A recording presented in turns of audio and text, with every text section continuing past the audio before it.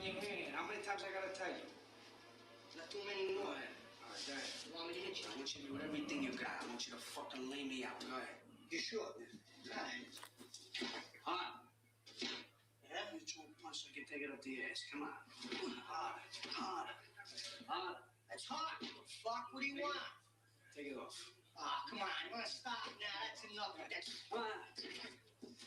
1 2 1 2 1 2 1 2 1 2 1 2. I'm gonna smack you again. Throw it again. It's enough.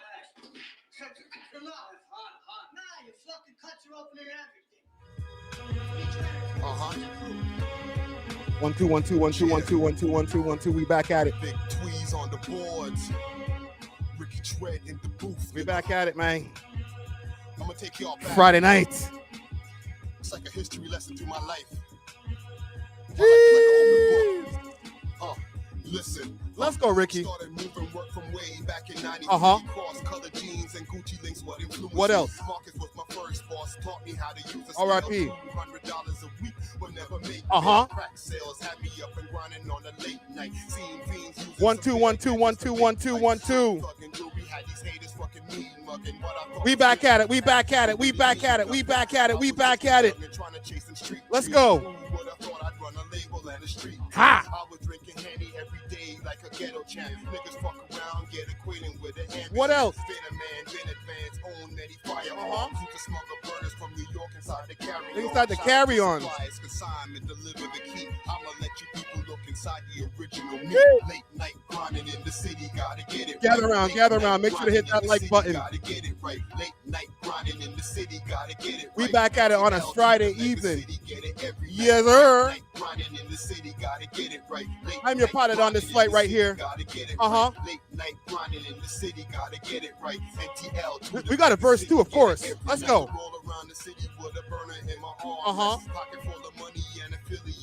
What else? Most times hydro, living life trifle. Toys like Tyco, moves weight lipo.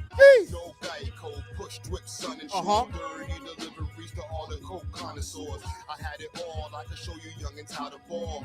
Mad bitches and a liver full of alcohol. And all the pain inside my brain with that vodka. Mom's made a king. Streets made a monster. R.I.P. Every day my mission's staying low from the cop. Talk tough, got the choppers for imposters. What else? Dream to be a monster. OD'd on that good fellas. Career criminal. Weed, X, and coke seller. No teller. Snitching is a no-no in my occupation. Upper epsilon in my population. Stop the hating. Stop the hating. Grinding in the city, gotta get it right. Late night grinding in the city. We back at it, man. It's your boy Friday, Ricky Dread. In the city, gotta get it right. NTL to the mega. Once upon a rapper, Ricky Dread. Night grinding in the city, gotta get it right. Podcast Poppy, Ricky Dread. In the city, gotta get it right. Late night grinding in the city, gotta get it right. NTL to the mega city, get it every night. Peace. Yeah. AKA Tim Duncan and this.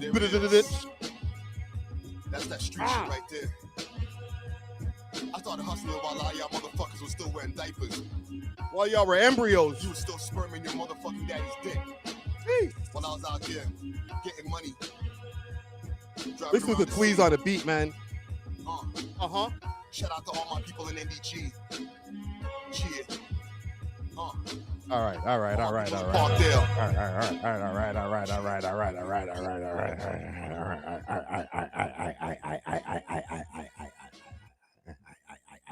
Enough. What's going on? What's popping? Make sure to hit that like button for anybody who's pulling up on the live right now. We are out here. Where's my intro music? Hold on. Let me put my intro music on and let's get this shit popping proper like. Sorry, wrong button. Let's go, man. We back at it. Big salute to everybody who's popping up in the chat right now. You know what I'm saying? Carol says self-glazing to the max. Of course. If you don't glaze yourself, who else gonna glaze you? Gotta big up my own chest in this bit of the ditch. The frock? Niggas act like I couldn't rap. I rap circles around you bitch ass niggas right now, man. Anyhow, we back at it, man. Big salute to everybody who's popping into the chat. Fuck Instagram. I ain't even going into Instagram. We are live on YouTube, youtube.com/welovehiphop network. If you're not subscribed, then you're dissing, all right? I want to start by also saying, okay, before, salute to everybody who's on Twitch, salute to everybody who's also on X, aka Elon Musk's Twitter. Also, for the people who are popping up on YouTube, make sure to hit that like button. For all the people who like to hate on the videos before they even get premiered, before they even go live, suck my dick, all right? All right, listen, suck your dead mom. How about that? All right, that's the kind of energy I'm on today. All right, big salute to everybody who's popping up into the chat. Who's in the building? I see some people in the building from early. Hold on, I'm going all the way to the beginning. Big salute to Big Spins in the building, Gucci Ghost in the building, Fall Leaves in the building, Mario T. Dot in the building, Miki O's 27 in the building. Good evening, Tasha Latina. Who else is in the building? Carol's in the building. The feds are watching. They are definitely watching in the building. And salute to the feds who are watching also. Big salute to Queen of the Six. Or the 416. My bad. I got you. Who else is in the building? Callan Cloud's in the building. We out here, man. Top G 514. Big salute to all my people in the 514, man. Holy. I'll be in Montreal just now. Okay. Sorry if I offended anybody with some of the energy I'm on today, but listen, man, they be hating, bro. They be hating, man. Let me turn this beat off, man. Shit. They be hating, man. Let me do a double check over here on this live stream because, bro, sometimes people say, yo, just don't mention it and they'll go away. Listen, man, these niggas been hating for probably years now. So as far as any type of new activity, disliking the videos, that's just new shit, okay? But I'll tell y'all this, and big salute to the 12 people who've already liked the video already. Make sure to keep on running up the likes. If you're here, then you should like the video. You know what I'm saying? But I'll tell y'all just some, what do you call that? Behind the scenes baseball or inside baseball, as they call it. There's already 8 dislikes on this bitch. We're only 7 minutes in. Those 8 dislikes were here from 4 o'clock in the afternoon when I set up the premiere. If that's not top tier hate from within your own city, bro, I don't even know what it is, man. Because, and the thing is, they know it gets under my skin. And you know what? Guess what? It's working.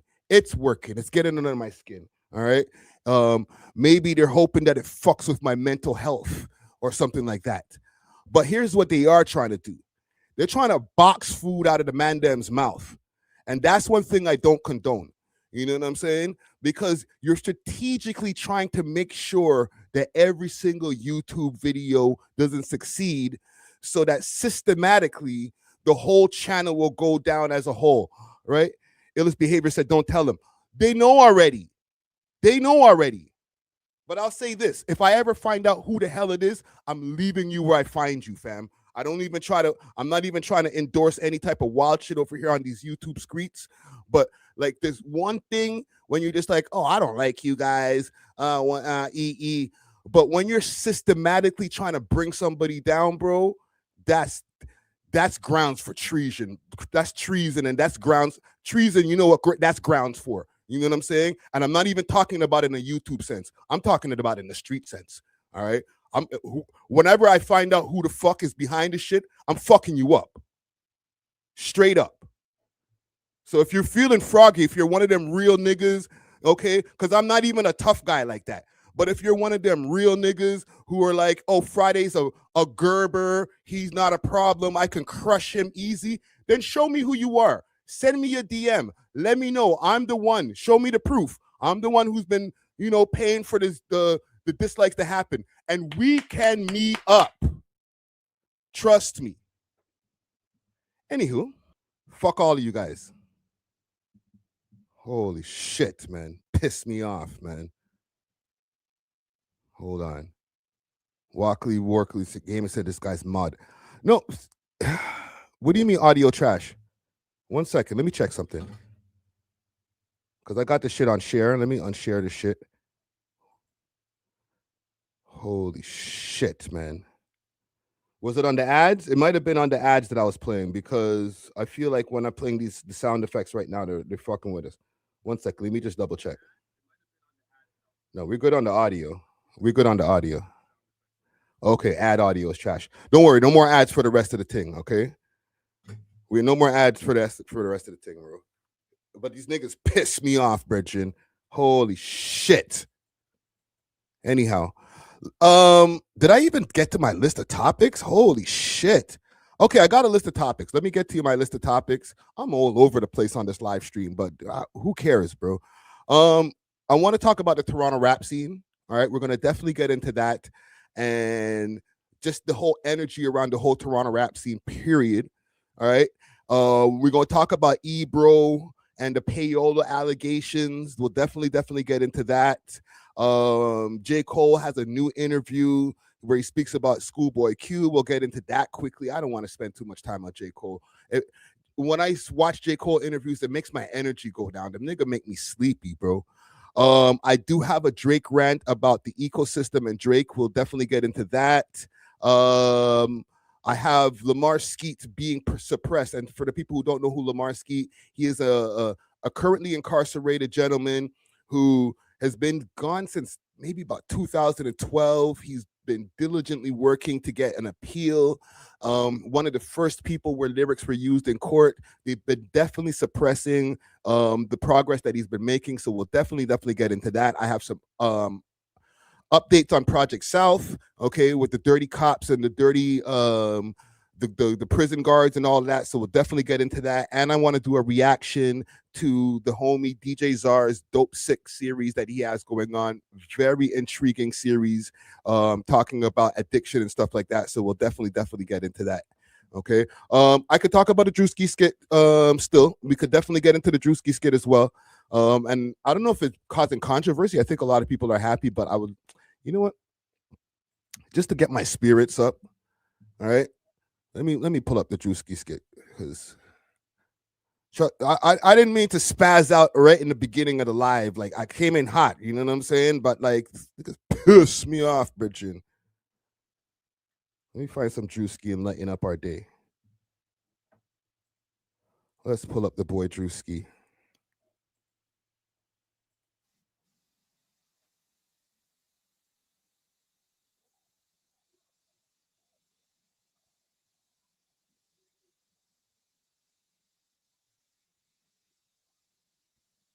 Hold on a sec. I don't even have it pulled up. Uno momento. Let me fix this up for you. Trust me, man. These niggas got me all discombobulated and shit.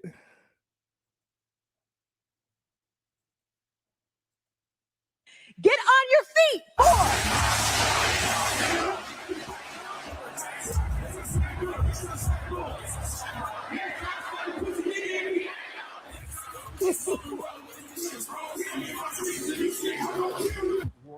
What the hell? We're praying for all the soldiers and troops. That's great that you're praying, but How about all the kids that died when the USA hit the towers? It broke my heart. That is the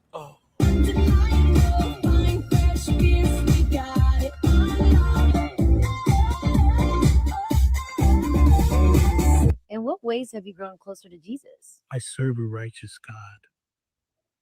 Yo, that face is crazy.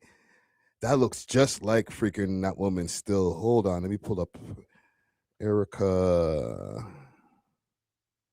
Kirk. Let me see. Yo, fam. All this, bro, and this? That's uncanny. Yo, she got crazy eyes still, fam. Holy shit, man. That's a creepy woman. And that is why we say our prayers. And we are all his children. But when I say children, I mean like the holy, blessed Trinity, which is why I hold the Bible.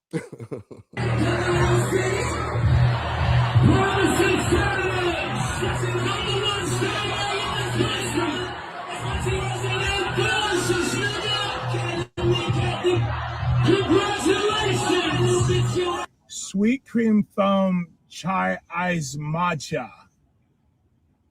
And Bella will have all organic pop cup. Organic? Yes, everything organic.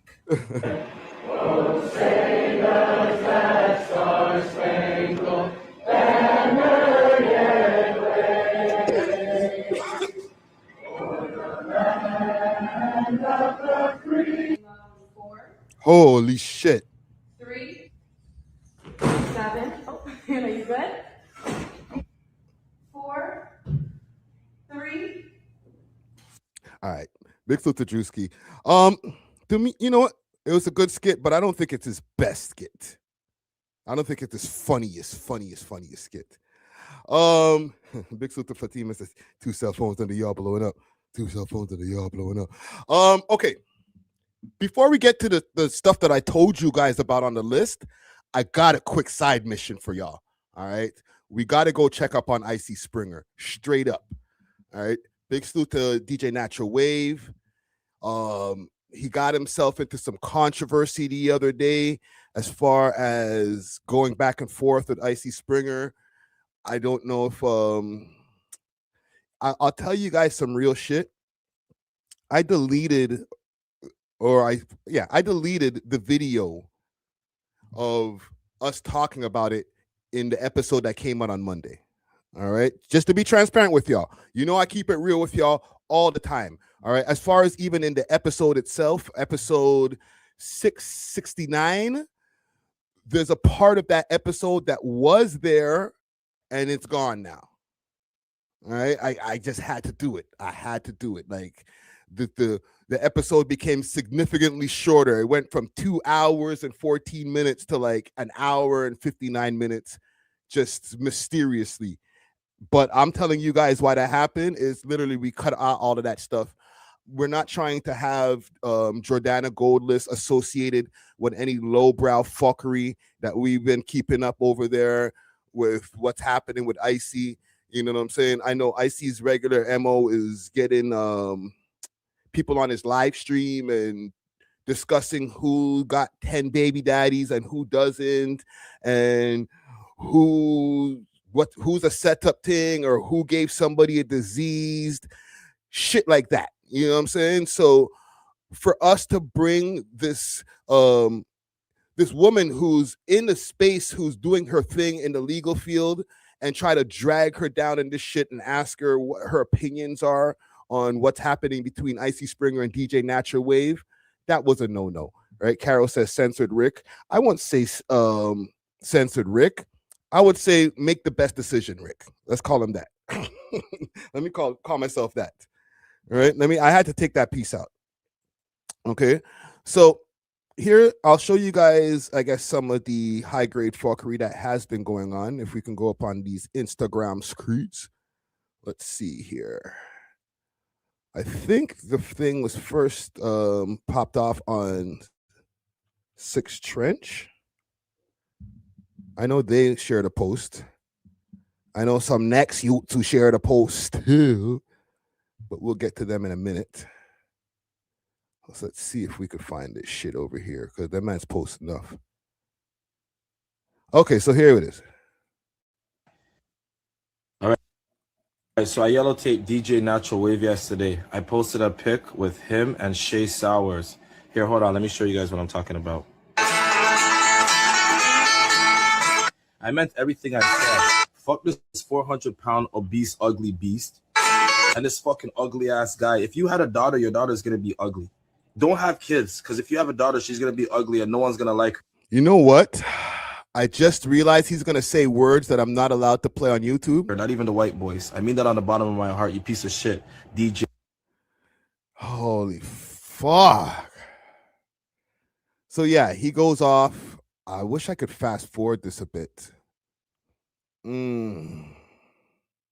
How do I censor these words? You called him that. You're over there on the fucking We Love Hip Hop Network. Nobody would have known you if it wasn't for the We Love Hip Hop Network. You post analytics. You don't get no money. Show me where you get the money. Cash in. I'll show you what I make one day off of the live. I can show you what I made this month. What I did. You're talking about begging? Are you stupid? You wish cocksucker. So he basically spazzed out. All right. He went crazy, and I could understand why he went crazy because Natural had posted his daughter. Uh, the quote was, "Don't make me get some YNs to make your daughter into and make you into a grandpa." Okay. I chimed in, said, "Oh, she ain't underage, so don't even worry about it, bro." She was. So yeah, we played that completely wrong, and we apologized. I actually have the apology. I played the apology. Okay, I'm not trying to slow walk the dog. I'm trying to make sure that I give all of the information before we can get to some of the things that we saw prior to us doing our apology that I'm going to play for you now. We saw a few things, and we just didn't mention them. But I'm here now, so I'm gonna mention them today. Getting pressed. Ooh. Yo, Icy, when I see. No, I'm joking. Stop. I'm joking. Stop. After much reflection, and after being informed that Icy is only 5'6", you know, I feel like I should be the bigger man since I literally am the bigger man. Okay, I'm not gonna troll. Okay, because there are kids involved, and when he first mentioned me, like I was seeing red. You know what I mean? Like I was just on crash out mode, so I wasn't thinking clearly. You know, so upon further reflection, like it was an idiot thing to post a man's daughter. Still, you know, I will take that accountability. You know, Azar, you're right. You know, and also like I got Friday involved. Yeah, and I fucked up too, man. Like I will apologize as well because it was irresponsible for me to just assume that like she was above age. Yeah, because I'm seeing myself get cooked in the comments for that. I listen. I don't look deeply into what's going on with his personal life, right? Yeah. And that's not like a cop out for me. I just didn't know. I assumed okay, like she's above age, like whatever. It's not that bad, but I was wrong. Yeah. So irresponsible on my part. Just to assume. So my apologies for just assuming that she was above age. Exactly. And I'm going to add on to that too. Even if she's 19, 20, 21 or whatever, it doesn't make it cool same way because you're mentioning somebody's youth. Obviously, that person is an adult at that point in time, so it's whatever, but it does, you know, that's still somebody's child. So it still doesn't make it cool, but it's just extra uncool the fact that I think she's like 14, 15 or something like that. So yeah, no, that's bad on us. Looks crazy. Exactly. And on my part, I was just gonna ignore it and move on. You know, like life's amazing, but I want life to continue to be amazing. I don't want to have to like worry about petty stuff. You know what I mean? And like, it wasn't really affecting me in any sense. So I could just have continued on, but like it wasn't really sitting well with my spirit. Like a lot of people did, like even Zara showed me that like, yo, like that wasn't like the right move type shit, you know? Yeah. And seeing other people's perspective, other parents' perspective, you know, it did kind of change how I felt. Cause I was just like, they all making a dark joke, da. But like the youth them are innocent, you know? Like if it's me and someone else, like I shouldn't involve other family members and stuff, you know? Yeah. I will say this though. I'm not gonna think that like you're wrong for getting back at the man. Yeah, you went too far. Yeah, but man drawed you out first. You know what I'm saying? And I think I have a pretty cool relationship with Icy, even though like the last time we spoke, I was yelling. Okay, so I think we can stop there because you guys can go check out the rest of the clip. And I will also say, when it comes to that whole situation with Icy, like, I hate doing the, oh, he started it, she started it, all kind of bullshit, because that just makes shit sound stupid and weird and whatever. I guess we started it. If I put, you know what, let me check this Clout Chaser of the year, because I think he's saying this is where it started from. Clout. This is a lot of shit started from.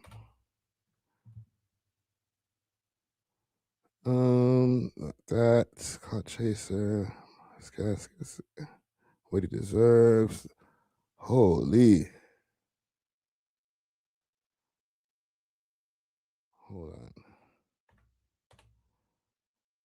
Because I know it was an award show or something, like the way we had titled it.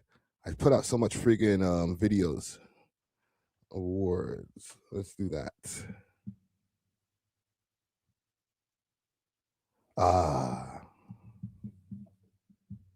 There's a nominee for the first one. For this one, I try to think of nominees, but like he was just such a clear-coded winner. This was like a People's Choice Award.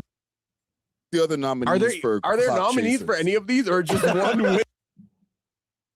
But regardless, I still think top 5 should come up and collect his award. He's a clout chaser, all right? So I could have been put in that category as well because I'll interview a snitch. Friday wasn't safe as well, you know? Yeah, like, that would be, I would be in the chatty if that was last year. Okay, I think it's around here.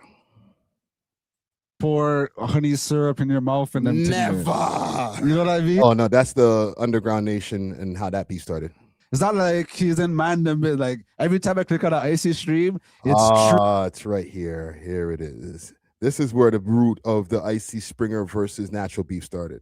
Gossip person. Yeah, gossip. Why Gossip Girl though? He's a guy.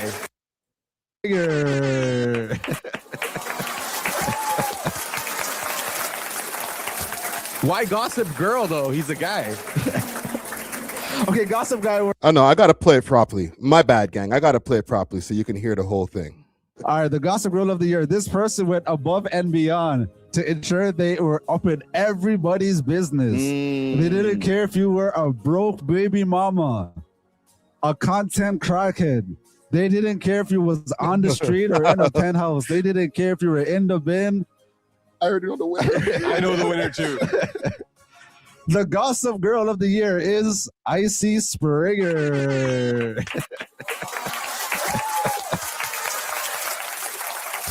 Why Gossip Girl though? He's a guy. Okay, Gossip Guy works though. Yeah. Gossip person. Yeah, gossip. I was just like, the show Gossip. It just sounded, it had more of a ring to it. I just know he's gonna hear this and be like, "Yo, why? What do you mean Gossip Girl, bro? We run show business." Oh my God. DJ Czar, I see you in the chat. Yo, big salute to DJ Czar, aka Dr. Fantastic. Stretch your pussy out like elastic. Bro, what you said right there aged like wine. Oh my God. Yo, say that again. Of the Year. This person went above and beyond. Why Gossip Girl though? He's a guy. Okay, Gossip Guy works though. Yeah. Gossip person. Yeah, gossip. I was just like, the show Gossip. It just sounded, it had more of a ring to it. I just know he's gonna hear this and be like, "Yo, why? What do you mean Gossip Girl, bro? We run show business." Oh yeah, I call it Gossip Girl. Yeah, big up Icy. I like. He's in Guyana business though. You know what I mean? Like, it's not like. Yo, the man has almost said that verbatim. Who y'all call Gossip Girl? Man, yo, this is about show business. I think he might have actually said that verbatim. That's crazy. Like, he's in Mandem. Like every time I click on an Icy stream, it's 3 like women with their hair not done. With like Bonnet warriors. There's like a crib in the background. You know what I mean? Alarm systems always, the fire alarm always beeping.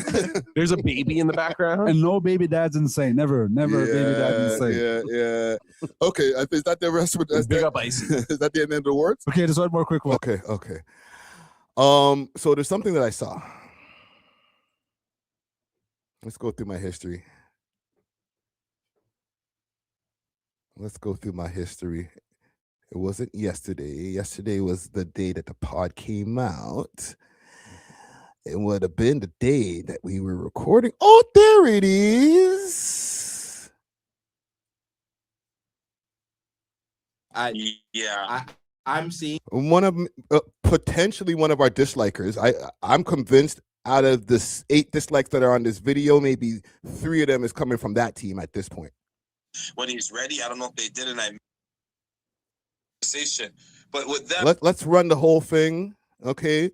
And just to let you guys know, because I know sometimes you guys are a little bit slow on learning about what's going on with YouTube and the rules and stuff like that, doing research and reading articles and stuff like that. I'm using the content in a transformative way. So don't even try to be like, oh, I'm going to try to copyright you. Okay. Take your knuckles off of the ground. All right. Use your brain. I'm using your content in a transformative way. Yes, sir. Saying you're having a nice weekend, eh? Yeah. Honestly, no, because I kind of lost. What time is it? 12 o'clock? No. Because I lost, bro. TikTok, they're so strict, bro. There's banning people for next to nothing. So yeah, it's crazy. You got banned? Oh, you got banned off the live? What's that door? Huh? You got banned off the live? Yeah, bro. Some Haitian girl from Montreal came in. The girl that everybody was talking about, she came in with her guns blazing. She had to put her in herself. You guys are annoying me. What's going on, though? Okay, really quick, I have to bat you up. You said when you go back on road, we would be the first ones that you come to. And you went to MT, and you went to the dirty youths that don't even get views. Thing like that. But bring him out there, blood clot, yo. Yeah, man. No wrong with that dirty slackness. Bring it out there. I don't want it. I'm done. I ate it. And we're going to cover the MT video in a second. 1 second, Gutty. Just take it out with you, please. Thank you. Are you batting up the dog stuff? No, because the dog, bro, he's making noises, and then she put the bone on the floor. The bone has sauce on it. It's gonna make the carpet nasty. This guy sounds like me. This guy, I see OCD like me. I don't like. Yeah, man. But yo, yeah. So how do I'm keeping funky with you? Yeah, how did you go to Steady Mobbing and MT before us? MT, I understand. But Steady Mobbing, not so much. My apologies, also, gang, just for bad content. I don't mean to put you guys through this, but sometimes we have to dig in the mud to be able to find the information. No, this is why this time was Steady Mobbing. Steady Mobbing's been asking me from time, gangster. I would never look. Steady Mobbing's been asking me, not asking me, but they've been reaching out to me, right? And more than you guys have. Like, I talk to you guys more than I talk to them, but it doesn't even come up in the conversation. But with them, he messages me and he keeps asking. Then I told him, like, listen, man, I'm uncomfortable going outside anywhere. I know I went last time, but I heard some things people be paying for, and I paid out my pocket. They covered my security fee because somebody brought it to my attention. People be paying for shit. So next time I went, and they did it. So I went. That's just what it is. Sidetrack. Why would you make them pay for security if they could just make them pay you? All right, unless you're lying. Well, whatever. That's what it is. Now with y'all, you know, but I mentioned you guys in there. I don't know if you've seen it, but I mentioned you. I think I went to Steady Mobbing and MT, and I mentioned you in both of them, if not one of them. Appreciate you.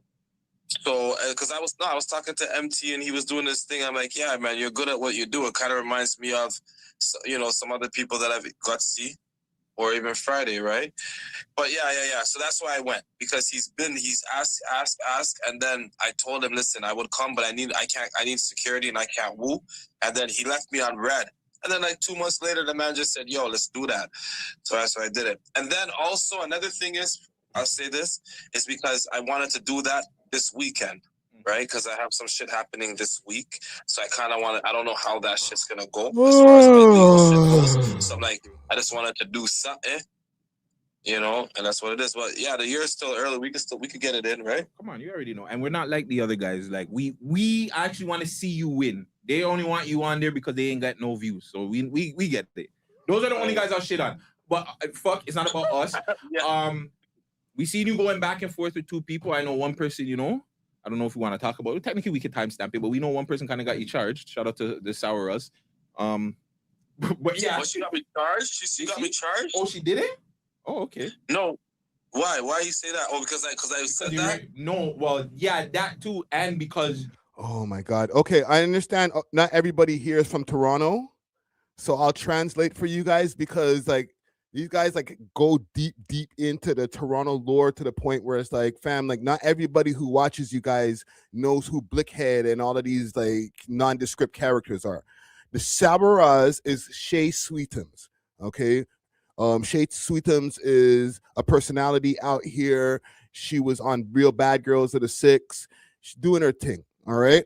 But just the Sabaraz, I know, like, I just don't want to leave that type of shit just without being explained because you all seen before that was who DJ Natural Wave was standing behind, which originally started the whole beef. Okay, he's beefing with this Shay Sweetums chick, and because DJ Natural Wave was standing behind her, and he's already got beef with DJ Natural Wave. I'm sorry that I got to explain this. That's why I called it a side mission, because I'm really talking about nobody ass niggas. You know what I'm saying? But like, and I'm not talking about the people on my team. The people on my team is somebody ass niggas. I'm talking about nobody ass niggas when I always have to keep on explaining to you. And I fuck with Icy. But every time I do this, or anytime we get into this kind of a friction type of issue type of thing, bro, like only the people from Toronto know who the fuck you are, bro. I know you're like, I'm number one, I'm number one, I'm number one. In Toronto, bro. Like, you gotta relax. But I digress.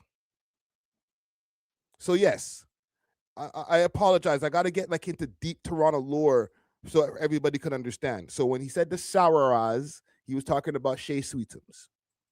You know you're in my girl's fucking shit, right? Idiots. In the paperwork. Yeah. So I thought they probably charged you too. That's why. That's one reason I was thinking. Well, guess what? If they're planning, they didn't do it. I don't know if they're planning on doing it, but no, I didn't get charged. But I did see my name in there a lot, and that's why I sent shots.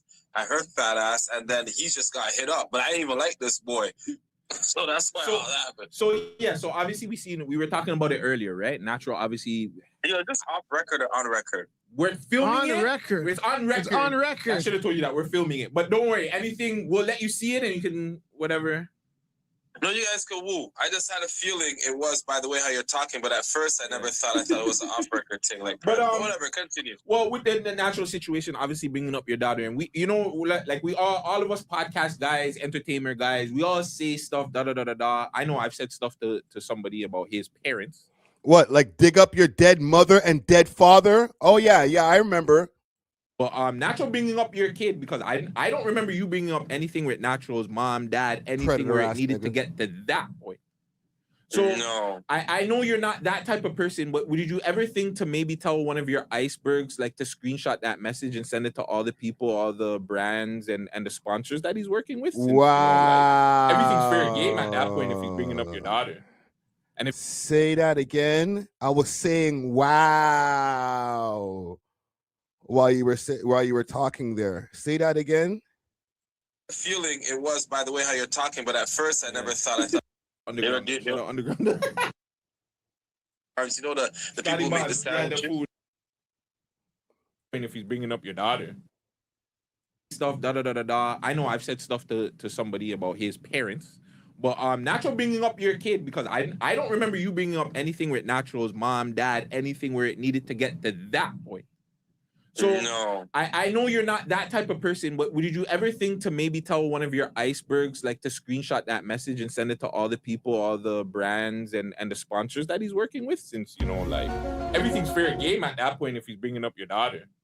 And if you want to talk big game about the brands, I mean, you should let the brands know, hey, this is the kind of guy that you're dealing with, the guy that's going to send all 10 YNs to deal with my daughter. Because that's what you would do, right, buddy?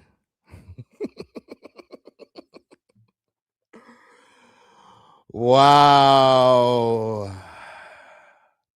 And then you got to wonder, why you be getting a dislike on every single video that comes out? You know what I'm saying? Could it be? You know what I'm saying? Because like that's the type of shit like when you're like, yo, you're just thinking on such a bad mind wave. What can I do to try to box some food out of this person's mouth? Oh, let me excuse me, officer. Excuse me, officer. Officer. I heard that there was a guy who is in the next building. Not the next building. My bad. He's on the next floor. I think he's in apartment 1407. And I can swear I heard him talk about drug dealing. They might even have a gun over there. You might want to go check that out. That type of shit. That's all I'm hearing when I'm hearing this shit. Right? Excuse me, officer.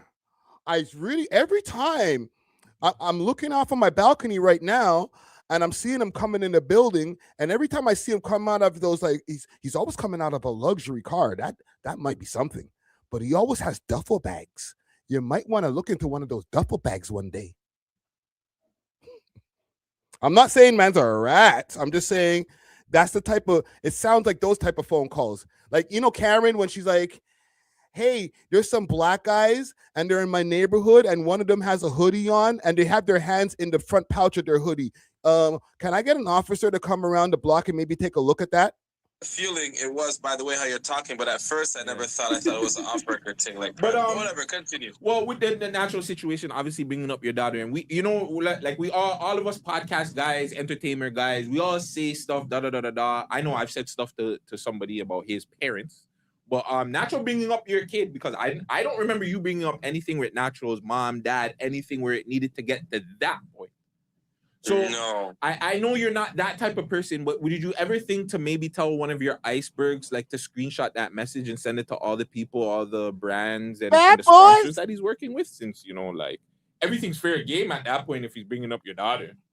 And if he wants to talk big game about the brands, I mean, when Sheriff John Brown come for you, you should let the brands know, hey, this is the kind of guy that you're dealing with, the guy that's going to send all 10 YNs to deal with my daughter.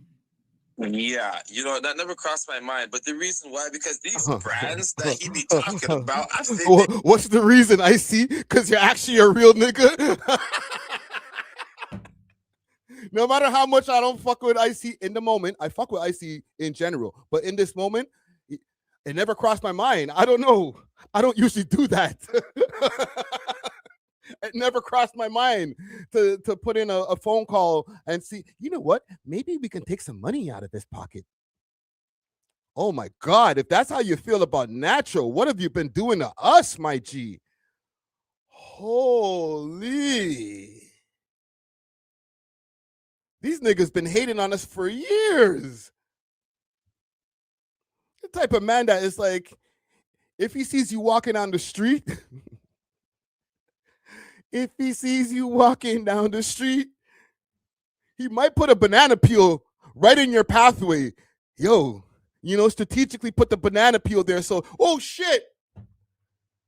Hopefully he breaks his neck when he falls. I'm sorry. they make believe. This guy's great. So it's like, I don't know. Like, aside from Scotty Bars, I heard he works for the Scotty Bars. You know, the people who make the sandwiches. The food, the weird food. Yeah. So I heard he does marketing for them. But like today, he hit me in the DMs, and the man is like, yeah. Yo, bro, talk about. He's basically saying he got. Someone paid him to do $4,000 to do 2 videos. Yo, his shit's just crazy. So yeah, I don't know. For me to even do that, like, I don't know who fucking bud connoisseurs. Like, who's the sponsors? They're gonna be like, who am I speaking with? But I will tell you this. I will say one thing. There is one person that he did call. Let me tell you know what? Let me pull back all of that real nigga talk, all that real nigga shit, that RNS shit. Let me pull that back. Because he did call one person and said, hey, how you going to be on this person's show supporting all of them talks when they were talking about my daughter? And listen, of course, we're not going to tell a man how to react, especially when they're talking about the man's kids. But as far as all of that, I never would have even thought of that. Yeah, you did, brother. You did. You made some phone calls behind the scenes or some DMs, and you Karen'd out too. So you're not above acting Karen-ish. All right, brother? I've told you, this is so much worth the sidetrack, the side mission that we're on. Okay? Super side mission. I don't know. Well, shout out to Budweiser's, by the way. Yeah, that's what I meant. Budweiser. Now imagine, and niggas didn't give them a promotion. They probably went and they got a 1 free pack or whatever, like, because niggas don't really be like sponsoring channels that only get like 35 views a video type shit. But however, what if when niggas is telling me, oh, dig up your dead mother and dead father, and I know we're not talking about kids, that I was like, oh, let me see if I can call the radio station and be like, how do you support guys who are on the registry list? How do you support guys who tell people to dig up their dead mothers and dead fathers? I have the tweets. I can show it to you. I didn't do that. I don't even know what radio station these niggas is at. I know they work. I know Vegas works for a radio station, and that's where they get their studio from. But like, that wouldn't be some flagrant, whack, weak ass, I wouldn't be able to sleep with myself type shit. Excuse me, how could you support these guys over at your radio station? You know there's students around, right? But I understand that, man, you know, they were like, all right, I think we got the hot content for the day. They were able to get 194 off of the 195 off of that in the last day, 2 days. So they're on the ups. Okay, it was an upswing as far as the viewership. But like, right message, I guess, as far as, or not even the right message, bad message, wrong messenger. Okay? Wrong message, wrong messenger. They're about connoisseurs. That's what they say. Oh shit! Because I was about to say shout out Budweiser. You know what I'm saying? Right. What kind of deal did they hit you guys with? They never hit me with any deal. Somebody gave me this, and their weed is fire. Oh. And I know them through you. I'm not gonna lie. We know them through you. I know. Shout out Underground. Shout out Underground. Okay. That's about as much as I can sit through or I can tolerate. All right. I'm a big proponent. I love podcasting. You know what I'm saying? I've been podcasting for 9 years now. I've been listening to pods for maybe about 12. I'm a very big lover of good podcasts. So when I'm listening for something for too long, it makes my anxiety go up just hearing garbage podcasting. So I'm sorry to myself and to you guys for exposing you to this. But let's get to this. He did an interview. Where are we? 3907. Let's go. Because obviously Natural seems to have like a list of ops. And this was the perfect opportunity. I don't know how this became like a promotion campaign, right? And big salute to Steady Mobbin. Natural and I have beef, so now it's time to go on a podcast tour? What the fuck? Yo, this city's so strange, man. Holy shit, man. Listen, all you American niggas out there who are like, yo, Toronto niggas, y'all sound a little bit weird. I be trying to defend it like, no, we're not. No, we're not. I'm sorry, yo. Yes. Very weird. They don't pay me anything. It's just off of a strength of love and respect. Oh, that's crazy. That's lit. Yeah. That's amazing. Shout out to them. Shout out Icy and the motherfucking Icebergs. You guys are with the #1 host in the city. Yes, we are here. For everybody tuning in, we are now with Mr. Icy Springer. You've been on saying live on Twitch. I know you guys. A lot of you guys are over here from TikTok. Welcome to Twitch. If what I'm saying, we do things a little different on Twitch. But welcome. I appreciate everyone tuning in. Next question. My bad. Before we even get to this, okay? Take it easy, Rick. Take it easy. Big up Icy. I know that's his moniker. He's #1. I'm #1. I'm #1. I'm #1. #1. It's always #1. I'm the #1. And listen, if you ever hear me saying, oh, I'm the #1 podcaster in the city. I'm the #1. Oh, we get the most. I'm the #1. Like, that's it. To me, it's cringe. But to each their own. But it's like, if we're really going to talk about, and I'm not going to do any comparisons, okay? I'm just saying, to be #1, you have to do a little bit more. And I appreciate he is #1. I'm one of the people who watches TikToks. So we're not even going to act like I'm not a viewer or one of the audience members. I watch. But my whole thing, even when we had our original beef, is you can do more. It was like, I'm the #1. I'm the #1 live guy when you were on Instagram live. Okay. And I was like, brother, you're not making no money over there. You need to go either to YouTube or wherever to go get some bread. He finally made the transition over to TikTok, started making some bread. However, and then it was like, as soon as some money started coming in, the first transfer from the I'm the #1. I make the most money in the city. All you other guys are bums. I can't even fuck your brand deals. Oh, you got brand deals? I'm the #1 on TikTok. You can't do that, brother. And I'm not even here to diss. I'm here to give advice. You can't do that because we don't own none of these platforms. I've been demonetized like 2-3 times over the years of having this one channel. And this is the second channel. The other channel's gone. Poof. Okay? So if I was to be like, oh, we're the number one on YouTube, and then YouTube decided zap the channel and it's gone. Number one where, nigga? You ain't got no channel no more. You feel me? You get where I'm going? So you gotta be around every single place where it's like, oh, I see these guys all over the Instagram screens. I see them all over TikTok. I see them all over YouTube. Like, to be number one, and oh, I see man's hosting events. I see man's outside doing this, doing that. Like, you know, it's a multi-pronged approach. You know what I'm saying? So when it's like, oh, I don't even know who the fuck that McFly guy is. A lot of people know who he is. And when he's hosting an event, people are like, oh, I'm glad he's the host. I know I'm going to have a good night. Because niggas be really getting to it. They're not just on one app saying, I'm number one.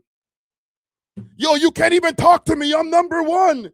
Fam, I already see you're already having issues with the freaking platform. You say the F word that rhymes with maggot and just do whatever you want and then expect for the platforms just to support you. No, again, I will reiterate, we do not own any of these platforms. So I cannot put all my eggs in all the basket of freaking YouTube and then say we number one.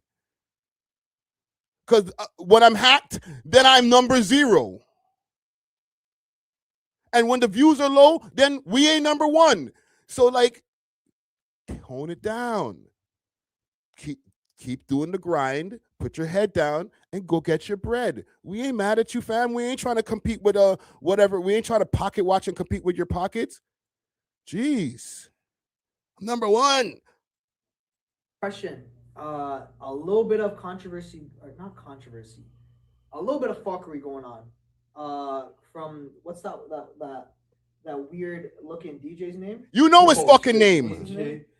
DJ Bati Boy Fish. DJ Nobody. Natural. DJ Nobody or some shit, right? DJ I don't know who the fuck. The only reason this guy's butt hurt. Sorry to be dragging you guys through this bullshit, but I have to bring the lore back to you, bro. The only reason this same mute is butthurt is because of this award right here. Quick.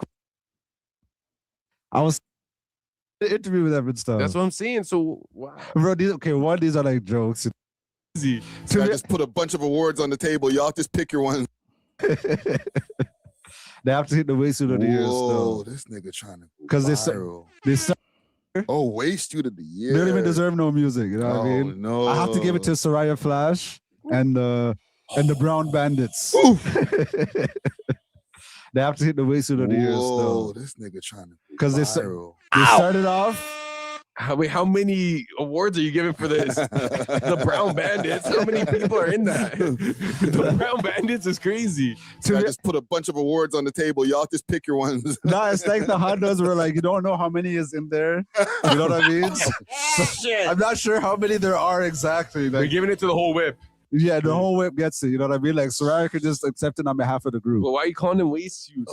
Yo, honestly, like, have you met them in person? You met some of them. No, right? we met them. We did an interview with them and stuff. That's what I'm saying. So, wow. Bro, these are like jokes. You know what I mean? But like, yo, the narrative online is like, okay, they went super far with this Toronto accent thing. I get it, it's the content stuff, whatever. Yeah.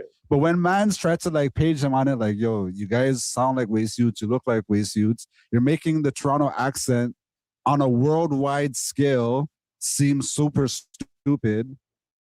They doubled down and started calling Marlon out of his name, saying, oh, no one knows Marlon. They started calling Marlon the waste suit or whatever, and he's like the OG or whatever. So I feel like bumped him down and shit, yeah. So I just feel like the narrative that they created for themselves is like they branded themselves as like the waste suits of Toronto. You know what I mean? Like when you think of youths and like youths who are waste, you think of them. Like I don't really think of like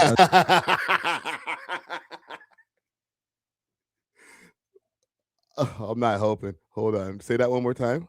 And like youths who are like, they branded themselves as like the waste youths of Toronto. You know what I mean? Like when you think of youths and like youths who are waste, you think of them. Like I don't really think of like other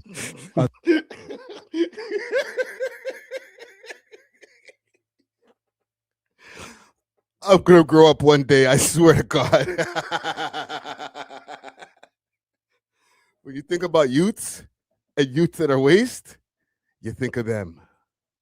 It's on the Friday Ricky Drill We Love Hip Hop podcast Yeah. for nothing and talking a bag of shit. Yes, DJ Sidekick. Yes, Yes, him. DJ Sidekick. Yeah, DJ Sidekick. Shout out to him. What's going on over there? Yo, gangster, I'm gonna tell you this right now. I don't know that boy. I never seen him in real life. I never knew of that man. I was saying this on my stream the other day. I watched We Love Hip Hop. I'm subscribed. What up, Icy? I see exclusive stuff because I like the We Love Hip Hop network. However, you know, regardless of how Friday feels towards me. So I be watching We Love Hip Hop, and I see Friday up there with this bald white guy, and then he's up there with this nerdy guy, right? This nerdy guy. Shout out to Zara. I have nothing but good things to say about Zara. No, but I'm just breaking it down though from the beginning though, and it's like this though. I see him up there with two guys, and they're talking. When they talk, I listen, but they've never ever said nothing that made me say, fuck it, I'm gonna go look them up, like I did with you. Once I see you connected with whoever. Right? Okay, cool. Now, I ain't never ever, I don't know these niggas, right? I just watch Friday Ricky Dread's platform, and he has people up there. Sometimes he'll be up there with Dusty Wallace. Sometimes he'll be up there with Honcho Hoodlum. And I just woo. One day, bro, somebody brings it to my attention, MT, that the little nerd that looks like a worm, the black guy with the braids that looks like a worm with the long face, looks like a fag. I mean, my bad. He's talking about me. The guy. See, this is the problem. This is the problem. Like you're gonna demonetize my stream, and then you're gonna go cry. Like Icy, this is the fucking problem with you, my G. You go cry after, oh, they're hating on me over on these platforms. Bro, you don't even know how to use your words properly on these platforms that you're like acting like you're entitled to their money. Bro, they don't have to give you shit if you don't know how to follow the rules of their content, bro. Yo, straight up, I smoked through the whole live stream, but I stopped smoking on camera because I respect the live stream. So you'll do this and go off the screen to drink and smoke because you keep on seeing the communication on the bottom of the TikTok screen telling you, oh, you know, substances that are on this TikTok, please don't consume, right? And then be like, yo, TikTok's hating, yo, they're not letting me let mans join, and ray tay tay. You rarely say the F word that rhymes with maggot on your own shit, but sometimes you do that and then wonder why your shit gets zapped. But I notice you love to go up on next man's platform and then you go use that word so freely because you don't give a fuck what happens to their platform. That's a idiot thing, brethren. Watch that, bro. Fix up for that, fam. Don't do that, man. I fuck with you, but bro, that's nasty work when you're just like, well, I'll say it on my shit and fuck up my shit and go over to your shit and do it too. Probably 2 times more. I don't mind a viral moment. Go viral. I'm pro-viral. But you're using words, and I'm not even trying to defend the community or whatever like that, okay? Salute to them. But it's like, you just know that those words are radioactive. The rhythm's going to pick it up, and it's going to be problematic to you. And then niggas are not going to want to give you brands. You don't have to worry about mans like the Predator calling people and saying, oh, don't give these guys or take that brand deal away. You won't get brands besides whatever weed companies. If that's all you're saying, yo, this guy's an F word and that bitch is a disgusting fat trash piece of shit. And like, fam, okay, yes, keep it real. But also know you can't complain when these platforms go and shut your page down. You can't go and say, oh, it's because people are ratting and reporting on me. No, fam, you're literally not following the rules and then getting mad when the billion-dollar platform decides to do what they need to do. Grow up. Holy shit. He's talking about he's coming out with it's because it's end of the year and he's coming out with Cloud Chaser of the Awards, Wasteman of the Awards, all these crazy awards. Yeah, we actually Yo, got, that I shit. got the Waste Shoot of the Year award. Oh, okay, so you got, I forgot what I got. This is 6 days ago. That video I played is from 3 months ago. Holy harboring feelings, Batman. I forgot what I got. You got an award too. I got one too. Okay, say that then. Yeah. So I'm like, who is this no-name motherfucker talking about me like that? And it's just crazy because shout out to Czar and Friday Ricky Dread. Yeah. They weren't a part of this. Yes. They it seemed like he took them by surprise when he started talking his shit. Yeah. So he's saying what he's saying. These guys like, oh, okay, say that then type shit. And he's talking crazy about me. I didn't like that. So basically that's what started it, and that's what brought him to my attention. I went on live and I dissected him, I yellow taped him. I brought him onto TikTok. No. We ain't gonna let you get away with that there, brother. And salute to DJ Czar, who's in the chat, right? I don't know about how he might feel about Czar, okay? But I'm sitting here on a live stream right now. I was laughing in that same clip. I made the clip. This shit right here. I made this 15 minutes and 16-second clip. I made that. I created it, chopped it, put the We Love Hip Hop in the beginning and the end with the freaking subscribe shit. I made that and I uploaded it. So I supported the message basically. Or I would have not made a clip out of it. I was giggling and laughing like a little schoolgirl at the jokes. So I wasn't like, oh my God, clutch my pearls, natural, don't say that. No, you just don't want to smoke with other mans. Pause. You don't want to smoke with me, nigga. Because you know I'm going to go put you up on the Summer Jam screen. So you thought you could just go pick some kind of innocent or easy Vic and just start picking on natural and going, oh, well, I'm just going to start dissing natural. This is all. Or diss me too, nigga. You know what I'm saying? I'm not doing the Summer Jam screen thing today. I'm just making an observation. We got blood on all our hands, but you picked on one of us. You know what I'm saying? What's the saying that the Jamaican people know, the Jamaican old heads say? Duppy know who for frighten. This guy likes to post his analytics, talking about 2 million, that on SoundCloud. Yeah. But all those 2 million views and your followers, you don't cash out on that. I'm like, the part where you cash out on the platform of TikTok, meet me over there, pussy. Yeah. Let's see your team. I smoked the boy. He's up there trying to DJ. He doesn't know what's going on. I'm sitting down and I'm smoking the kid. Yeah. And I'm telling him about himself. I'm like, realistically, and he's telling me about it, So we had our back and forth on TikTok. And it ended on a note where I felt like, yo, we're done with each other. Yeah. I turn around and look at Pussy drops a fucking rap record. And the guy mentions me in the rap record. The guy's trying to connect me with this fish, with this little Gucci kid, right? He mentioned me in the bars, in the 4 bars. And it's one thing to mention me. And then, so that kind of pissed me off. Yeah. Right? All right, cool. He does that, and I don't say nothing. Like, if anything, like, Nigga, you are sensitive, bro.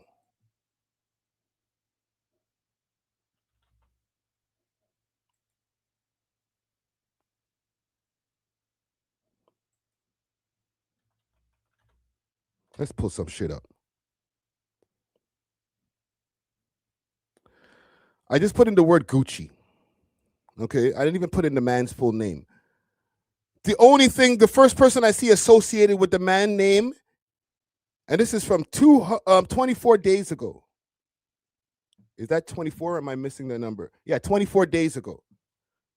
Icy Springer. I feel like there's probably another one. Gucci Boy. Him, daddy kick the pervert out for harassing Icy Springer. When you look like a PDF. What else? I'm sure there's another one. I could find one more. I feel like I'm playing lotto over here. Gucci Boy, Mississauga net banger, cop caller. And it's the same clip from the other one. So it has something to do with Icy Springer. We're not saying that the man's associated with you, but the man, you had a beef with him. You're acting like you guys never shared the same internet space. with this youth here. Where's the video? Let me see the video. Give me some high grade fuckery for the day. Let me see some videos. I think I got scammed. So guys, I think I made a mistake. If you guys been following me, you guys know I just recently moved out of my parents' house into a studio basement apartment in downtown Toronto. And well, I just got the keys today and I just came to look at to make sure everything was good, and this is how I found it. The baseboards are not even put together. And listen, salute to DJ Czar. I like I said, he doesn't want to smoke with me. He said that he's cool with both of us. And Czar, you were defending the both not the Brown Bandits, Toronto Tide. Okay, I ain't gonna call them Brown Bandits, but Toronto Tide. You were defending them, and you also asked like, yo, why you calling the man like Gossip Girl, right? So I will put in defense of DJ Czar. He wasn't trying to beef. But listen, I love me some jokes. I was laughing. I enjoyed the segment. Like I said, I co-signed it by chopping it up and putting it out. So I'm just saying, I don't know. He just ran for natural and acted like I wasn't there cackling my ass off. Together properly. It never looked like this when I was signing the lease. I'm paying $2,500. They said they will give me $500 off 1 month of my rent if I put the baseboards back. Bro, it's not like the man saying he's your brethren, dog. He's just saying like, yo, your names are like put together more times. Just saying. Now if I put a Gucci boy, are you bridging that? No, I'm playing. Icy, I'm playing. It's Kofi.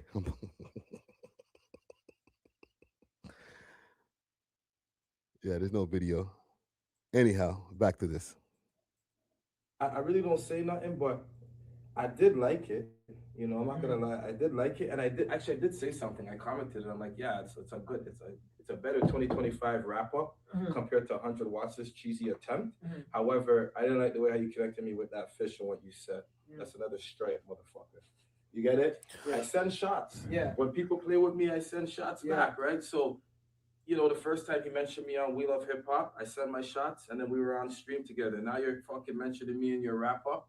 So, yo, I didn't say nothing right. I didn't send my shot right away. Then I seen this post with him. He was there at the Players Ball with Twy. Twy had the Players Ball. And then I seen this clip on my timeline. I ain't go looking for it. And then it's like, I see him there with this 400-pound obese beast, this light-skinned thing. You get it? 400 pounds. Damn, obese. bro. Miss Sowers. They're both there doing all this weird shit. I'm like, look at these two rap motherfuckers. So basically, to make a long story short, I post him on my story. Him and the girl, they're doing all this gangster shit, but they're fucking rats. You get it? Doing all this weird shit. Anyways. Why? So See, this is the problem. This is the problem. Accountability. Okay? Because it's one thing to be like, oh, the man posted my youth and Ray Tay Tay. Bro, you have no paperwork on the man. You just don't like him because he mentioned you in a rap song. And it becomes maggots and rats. Holy shit. Just because what? He's standing behind some girl that you're fat shaming?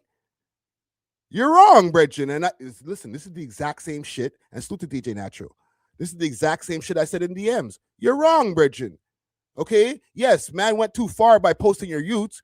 But bro, why are you drawing mans out? Just tell me what the reason is. Now you have to go on a media campaign and be like, oh, he hurt my feelings 3 months ago when he made a rap song.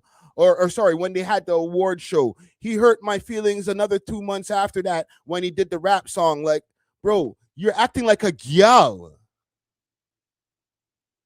And I'm saying this as somebody who fucks with you, bro. So I'm not even coming from a bad place, bro. Fix up, fam. You're acting like a gyal. I put a couple emojis with a nice funny song behind it. Yeah. Right? I didn't say no words, just a couple emojis. Yeah. Yo, that hit so hard. I woke up I expected him to send shots back. Yeah. Friday, I expect the boy to retaliate. But why the fuck you gonna mention my daughter? Why you gonna post a video with me and my daughter with the caption addressed to my daughter?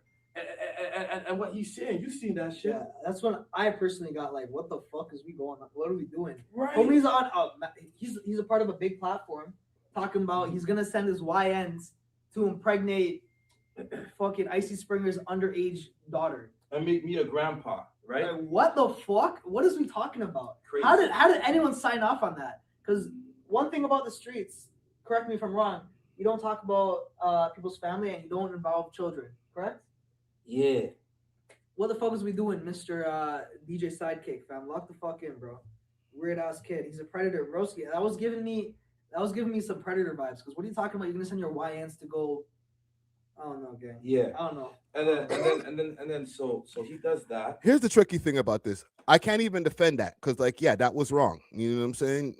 Flagrant, below the belt, not cool. But this guy's got an agenda. All right. That waste man's of the year really hurt this man's feelings, bro. Like, bad. You're not even one of the main guys in the crew there, Bridget. You're like literally the super side character, Bridget. And like you're acting like you're moving like as if you're Soraya the Flash or your city boy JJ. The mans are so up, they don't even think they heard Natural. You feel me? See, even Natural saying here in the live, that was too far, not gonna lie. Right? But like, fam, it be the niggas who got the least shit going on, who take the most time and catch the most feelings about shit. City boy JJ is just living his life. He's out there hanging out with Nav. They dancing, doing the Indian dances and shit. They're like, Natural said something? What? I'm too busy getting money. Right? Soraya the Flash is out there going viral, and you be having them niggas on your stream. I checked your Twitch. I checked. Them niggas be on your stream. But you the side character, my nigga. Niggas don't be talking. I'm not trying to even diss. Niggas don't be talking about you like that. When they're thinking about Toronto Tide, they're like, yo, the little short youth there who's like, two, my word, Kroski. They're not like, yo, what about the youth who's sitting in his room streaming for like 20 people? Nah, bro.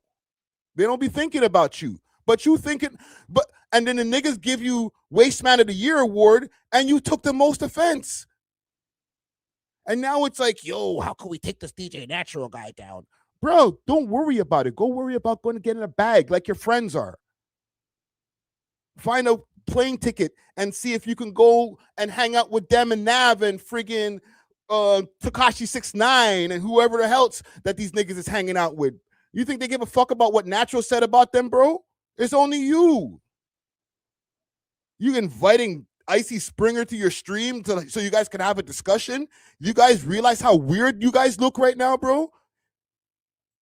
And then also, he does that, and then he also starts mentioning, saying, I don't have $100 to my name. Like, I can't, right? And then I'm like, buddy, who are you? You know what I mean? So we start going back and forth, you know, online, basically over that, right? But it's one of those ones, I'll tell you this. That guy's not on my level. As far as impact goes, okay, never mind popularity. Nobody fucking knows you, DJ Natural Wave. I'm gonna be straight up. Nobody knows you like that. Like, you're a delusional guy. As far as I'm concerned, this shit has to be botted because I've never heard of him before. It has to be botted. You know what's crazy is somebody told me, they're like, yo, it's botted, but I'm like, I don't think so, because listen, I checked this shit. I checked the engagements, right? Yeah. So I'm like, if it's botted in the sense where he pays the reshares, yes, the comments, and he pays TikTok when they hit you with these things, right? Yes. Yo, what kind of discussion am I watching here? Don't worry, I'm gonna get to some more important shit. Nothing's really that important in the grand scheme of things, but I'm gonna get to some other shit in a second. But like, I just had to sit there and think, like, what kind of discussion am I really watching on these interwebs right now? Okay, I think his views are botted. Like, niggas is sitting there, legs crossed and shit. Like, I think his views are botted, sipping tea and shit. Like, this is weird. And then people actually engage. Yeah. Or because it's real engagements. You know, like I check people, right? Facts. Those engagements you can't cash out on. All those comments. What brand deals? From what brand? I never seen you with no fucking brand that I use. I never seen no advertisement. You know, so yeah. How you can? I'm sorry, Icy. Brother, that's not relevant, bro. I never seen you on any of the brands that I use. So that means I'm number one.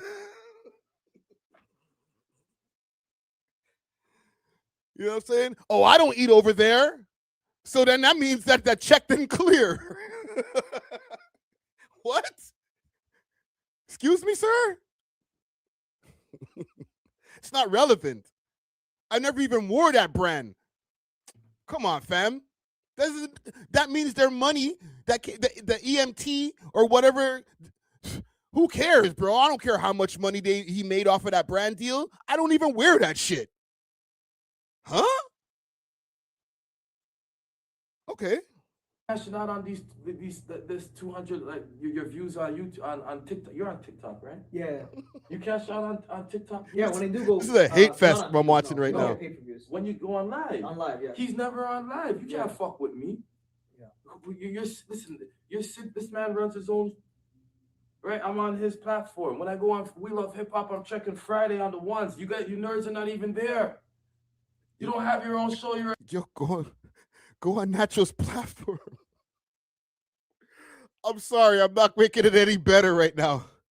But brother, you might benefit from going on Nacho's platform. He got more followers than you.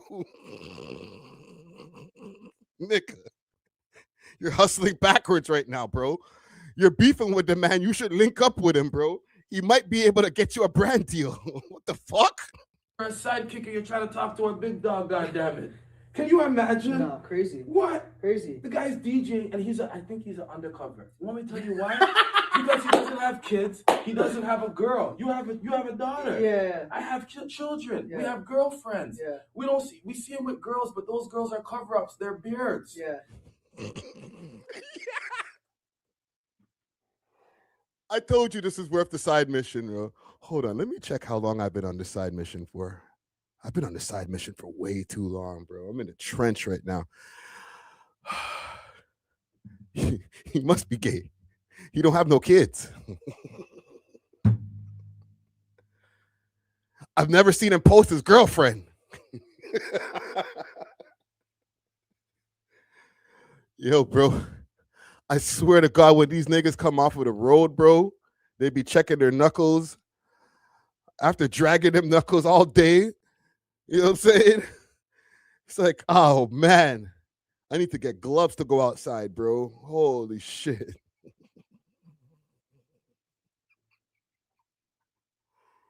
Oh. How did you guys survive for so long, fam?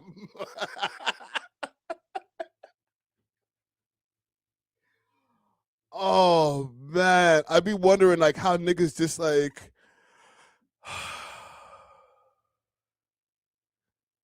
niggas must have got fucking dropped on their head mad times as a youth, bro. When he's dancing with them, cheesy shit.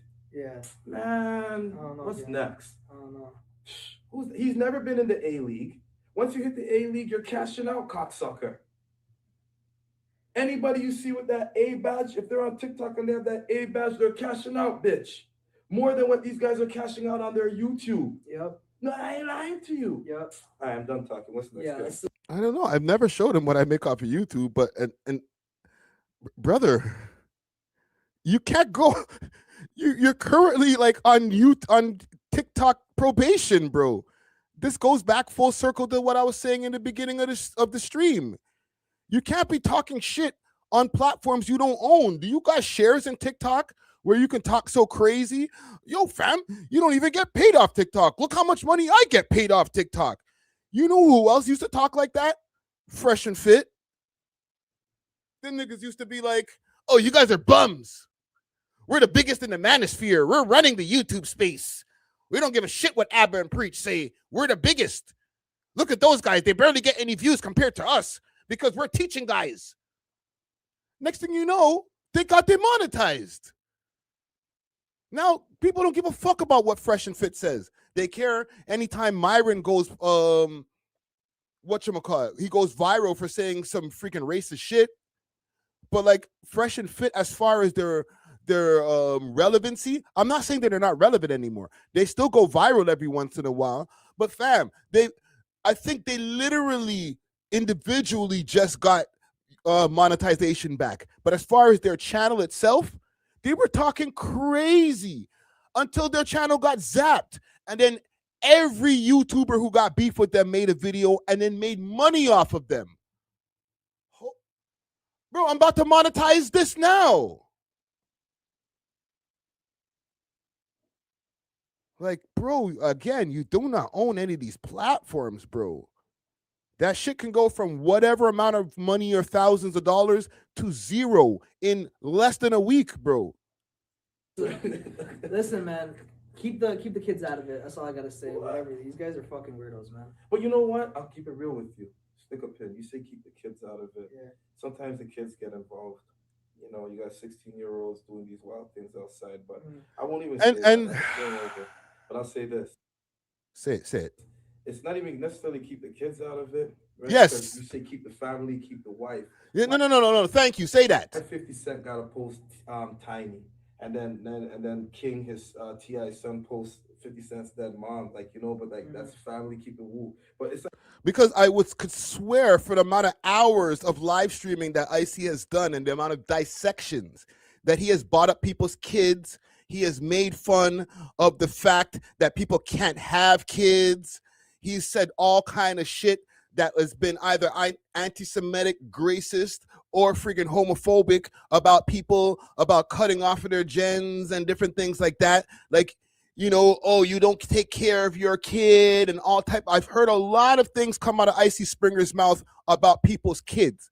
So again, I'm not trying to defend DJ Natural saying anything about his youth, but you can't be the pot calling the kettle black, bro.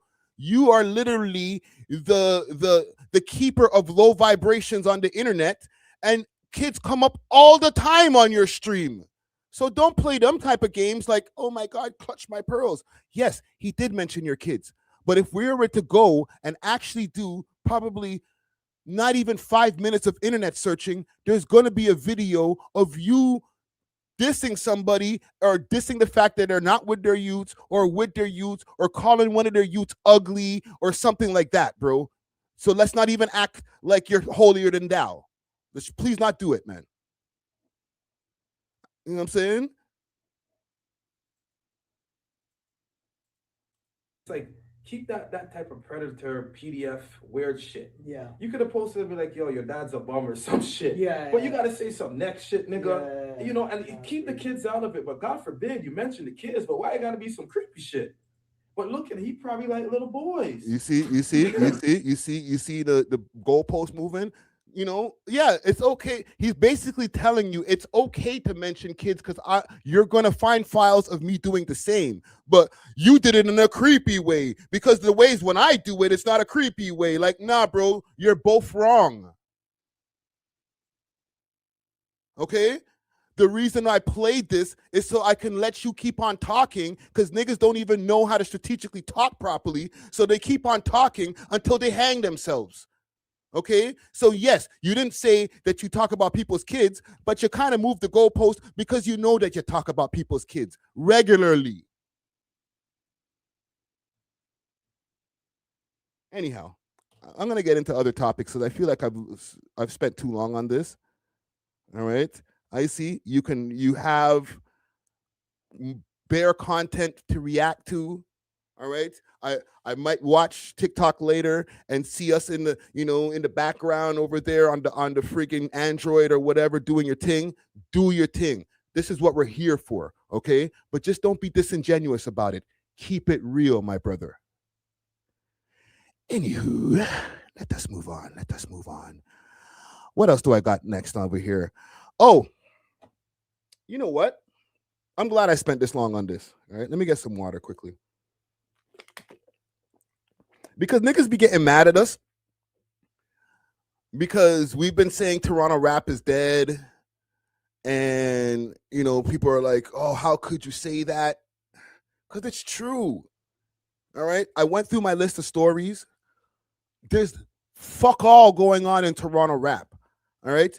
And I'm not even going to act like people are not putting out music. There's a lot of people putting out great music, but there's nobody who's a standout, who's pushing their career to the forefront, where people outside, and I'm not just talking about America, but people outside of Toronto are like, yo, I heard so-and-so's music and he's really making some noise. Not making good music. Good music is cool. Making some noise. All right. Let me ask you guys in the chat. Who is some Toronto rappers who you think are making some noise? Not your favorite, not your friend or your homie who you grew up with your freaking whole life and played in the sandbox. Oh, now is my time to mention my homie. Like, no, we're not doing promotion right now. Who do you think is somebody in the scene who's making some noise? Like, yo, you never heard of so-and-so? He's been on such and such. I seen his interview with so-and-so. He got reposted on this blog page. He just, like he's, I seen some show footage of him and it was like a sold out place. Who's making some noise? Let me see. Gucci Go says the whole rap game's kind of off right now. Yes, you're not wrong about that. Okay.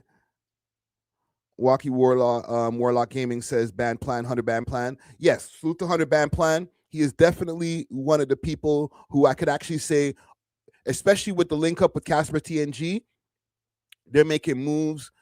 Casper TNG is, I would call, a vet in the game. #1 rapper right now. Okay. And yes, obviously Casper, right? So we got that. Casper, 100 band plan.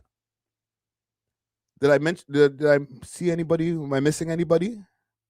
Give me some more names. Okay. Because even when what Gucci Ghost was saying as far as like the whole scene, part of the reason that the whole scene is kind of fucked up is because we're still looking at the guys who are the top guys who are like kind of old at this point as far as rap standards, right? Drake's 39. I think Kendrick is like 38. Same thing. J. Cole might be 41. All right, Lil Barrett definitely making some noise right now. Or like, he's ramping up the new video that he dropped has definitely been kind of like, it's been breaking through. Right, DJ Natural says even Sav's been kind of chilling. I think even after that whole that raid that happened, it kind of made the man them fall back a little bit. McNasty, no. Because McNasty saying Cardi, Chaclair, Socks, and Ghetto Concept all gotta come out of retirement. Low key, 3 of them are out of retirement, brother. Chaclair is active rapper right now. He has new music. He had something that was on the Blue Jays World Series last year. One of his songs got picked up for, right? Ghetto Concept literally just dropped a new album. I'm not trying to be a hater, but like it didn't crack 100 views as far as some of the audios that they uploaded to YouTube. Cardinal Official has new music out, which is fire. And all of the music that these guys have out, these older guys, all fire. Nobody gives a shit. Black of the Dawn. He did well with the show, but in the grand scheme of things, like I'll show you guys some stuff. Let me pull up some shit. Let's go back over to Torontology. The only reason I start feeling like this is because when I look around, even at like some of these Toronto,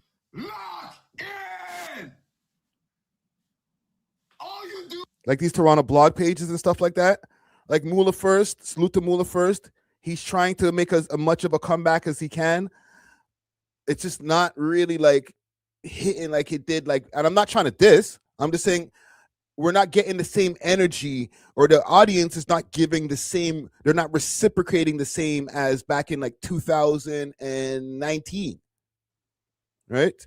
just heard about this youth named Russell. Russell is doing big things right now. He's D Pride. He used to be D Pride. He dropped a music video not too long ago. Music's great. And I think I saw the music video on YouTube do like an amazing amount of views. All right, this is Russell right here. State if I get sent away, but we don't wish on death. Brown town be the shit I rep. And my brown boys, they ready to step. We side court yelling, we got next. He talk shit, but later he got checked. So don't say nothing, you gon' regret. Pill, baby, if you didn't know it, now you know. Do whatever for my dog, you know I love my crow. Let's go. Didn't finish school, but all right, I'm probably getting a big old copyright, but he's going in. I'm still on a roll. Tequila and a split that got me rocking. I got some white boys in this bitch, they get to mashing. Right? But if I go through, and even Mula been going hard as far as like the same, like he's not online or not online. He's always on Instagram. He's on TikTok. He's on, like, this is from TikTok, right? Excuses. Oh, it's have excuses. Oh, I have anxiety. Oh, I'm depressed. Oh, the sun is in my eyes. Oh, I'm gonna lock in after May after vacation. You idiot. You have to get rich now. Not tomorrow, right now. You're gonna let Terry Fox outwork you? He had one leg. I don't want to hear about your depression. Depression who? Don't make anyone tell you anything. You have to focus. Howard Schultz never made anything from Starbucks for the first 17 years. You're not wrong. I slept in a backyard on house arrest with the ankle monitor on because the person that billed me didn't want me in their house. Damn. I'd rather be alone at the top than the bottom. I walk into Apple and buy whatever the fuck I want. I'll walk in and say, I want the new MacBook Pro M5 at the highest memory at 8 terabytes of storage. At the end, 8 terabytes of storage? Yo, send on, fam. It'll cost $10,000. They'll ask if I want Apple Care. I'll say no because I'm a guy. And if anything happens, I'll simply just buy another one. Okay? Another one. Boss. Lock in. Don't give a fuck if it's Friday. Facts. But, and I completely co-sign that message right there. But if I go to his page or if I go to like Mac's way of thinking, like it's the crowd is not reciprocating and saying, you know what? Well, he's next. So my question to y'all is, who's next then? It does have like 1,000 likes on it, so that's not bad.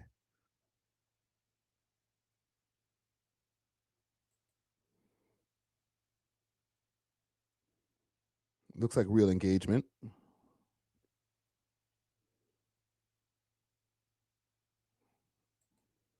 I am mad at this. This actually worked. You know what I'm saying? But I say all that to say, like, when you're going through Torontology Reddit, and Mula, another man who's in his 30s, and this is with all due respect, I'm not trying to age shame anybody. Who's this guy? 777 Tommy Suits, 777 Tommy. Well, he was on We Love Hip Hop once upon a time. Bro, that shit apart. Don't tell me that you need me, girl. I don't need your love. And the purse makes shit so easy. That's why I take these drugs. Can you see what I'm seeing? I'm talking.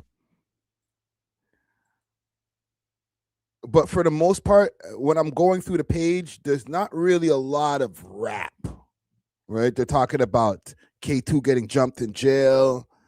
I'm down to talk about these topics. I'm always here for some true crime, some high grade fuckery. This is going on with the UFC. Let's reminisce about Doovie a little bit. Remember when Doovie was out here putting out music? Like, It's just sad. There was new guys besides like the Savs and different mans like that. There was Bunna, BCF that was out for a while and his shit was bubbling, and then he got locked up. Right? But the blogs, the computers got to stay computing, and to the point where like they're talking about 50 Cent and his ops and shit like that. The fuck does this have to do with Toronto? I'm on Torontology's page. Right? The city is gossip. The city is a gossip city, not music. It's disgusting. But I feel like it's always been a gossip city. Like, I agree with you. It's a gossip city. But I feel like it's always been that way. But we at least got good music at the same time. Nowadays, like, niggas is not even dropping for this more. Like, they're trying to stay relevant on social media. I'll see niggas pull up and do streams and stuff like that. And again, I will reiterate from what somebody in the chat was saying.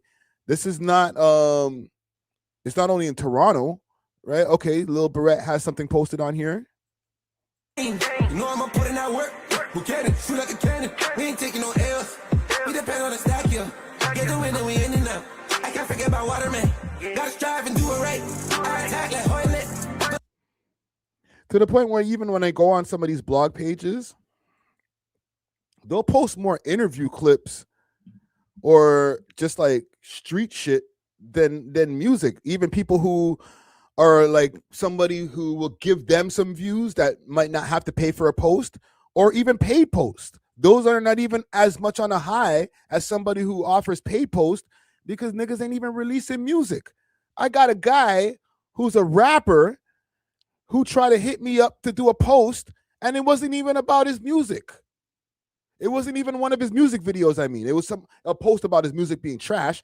I ain't going to say his name, but like he didn't even have a post of here's my new music video coming out. He just wanted to turn up the algorithm. It's like these niggas is getting desperate. Holy shit. Blue Jays Fitted says, what killed the hip-hop scene? The lack of shows and the shows getting shut down. It's not only that, fam. Like, I hear you. But fam, niggas been getting shut off from shows from time, G. But at least they had good music. Look at what day is this? Yeah. 3 days ago? Okay. Little boy don't talk like that. Little boy don't talk about hats. You don't got one money, ask get packed. What? Little boy don't talk like that. Little boy don't talk like trap. He looks so broken, he don't got rap. In a G19 with a bump at the back. It's all right. I'm not going to say it's trash, but it's just all right. Come on, you know, nothing but a 4 years. You know, niggas can't hold real niggas. What the fuck going on, man? I'm sure this has more views than the YG clip. Right? That's this page. Like, there's no music, fam. The one YG track, okay, this is probably a paid post. Right? K.Goon. Go get some bread, you were late if you need. He didn't pay me for a post, so I ain't playing your song. Sorry, brother. But like, yeah. I can't even see a paid post. I go over to like Toronto rappers. And listen, any of y'all blogs out there, like if you see this, I'm not trying to diss you. I'm trying to show people like the scene is this. This is one of their pin posts. This is from November 2025, the collab track with all the gal them. Yeah, little bitch, should I stutter? Make a bitch dance like Kate Renata. Buns real soft with a dab of butter. Arm in the rim like Vincent Carter. Like, this song was hot. It didn't travel. It just, I don't know. The people, like, the interest is not there. But, like, this is Toronto rappers page, okay? And salute to Toronto rappers. Man, them have been out here from before social media was a thing. These guys had the website, okay? Been interviewing people from time. They barely got music to post, right? B-Rob's been consistently putting out music. I know she see me for the breeze. Couple thousand, that's the least. She know I'm from the east, so she know she ain't getting me with ease. Play it for sure, I keep it P. Okay, there's some music down here. Yo. This looks like it might be like a paid post. So like that's still happening. I did a paid post not too long ago, right? Daniel's son. Side freeze, feel the coldest of shivers. Hartley Bay, drop the boat in the river. Yeah, I seen him talking all that good shit. But with all due respect, and all of these guys are the ones that like you can see as far as music being posted, they're dope. But as far as the ones that I know are like, oh, I'm just posting this because it's some new hot shit out from Toronto. It's not a paid post. Mans are getting older. You know what I'm saying? 905 Isaac, that looks like a paid post. I'm not trying to call Mans out, but like, let me hear him a little bit. I'll pop your brains like confetti. Smoking lethal, that's your deli. Mada came up, moving Fetty. Bottom on my ass, but I'm ready. So at least I can say what Toronto rappers, they are still getting people who want to do music post. But as far as like the just music being released, there's something from A.W.O.L here. I look sweet, but I taste better. These hoes couldn't fill a patch in my sweater. Cheeks hanging out my shorts, it's leather. If I'm full grain, bitch, you're pleather. Let me ask you guys a question here. Maybe I should start a poll. Hold on, let me pull up my live screen. Let me start a quick poll here. Let me start a poll. Oh, Pyrex dropped some stuff the other day too. I'll pull that up. I'm here for the music, right?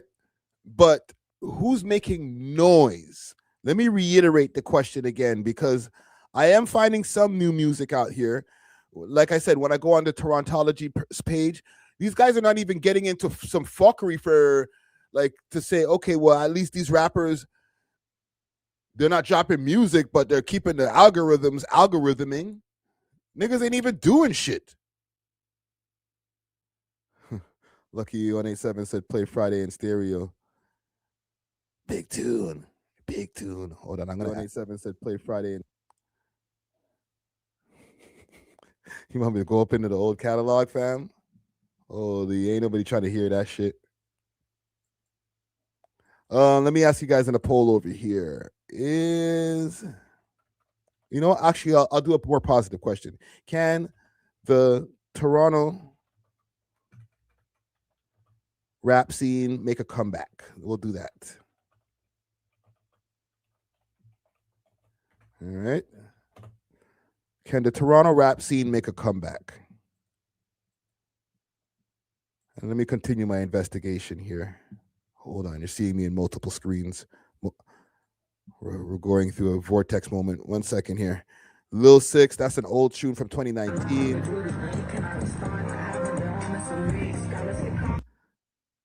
Like these guys are posting more K2 on the Torontology page than Toronto rappers. SK and YN or Young D's and OTD.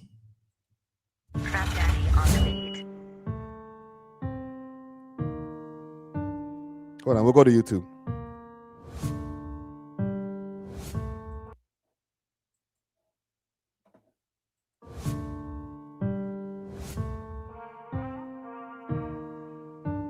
Oh, this is from like 5 years ago. That's why I wanted to go to YouTube. How'd the crowd lit when they perform? Who's this?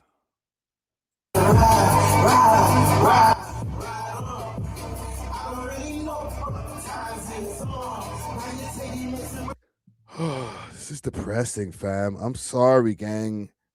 I didn't want to bring the vibes down. That's risky.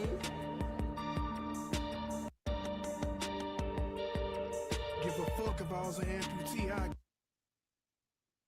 Wings, I tried to get it out the hood. I got spent, but ever since I did 180s on the wood, they gonna come back trying to work, and I'm gonna tell their ass. I feel like that's an American rapper. Like Jay Posey. Who the fuck is Jay Posey? Can I copy this? 1 second, gang.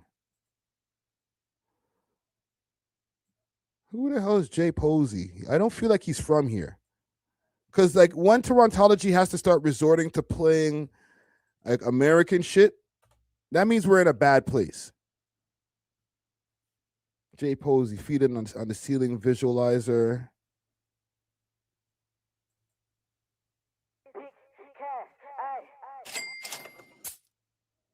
Detroit.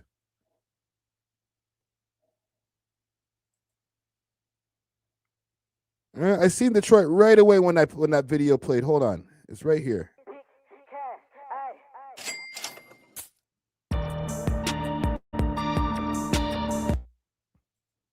There was something in here. Bookings. I guess maybe Detroit counts.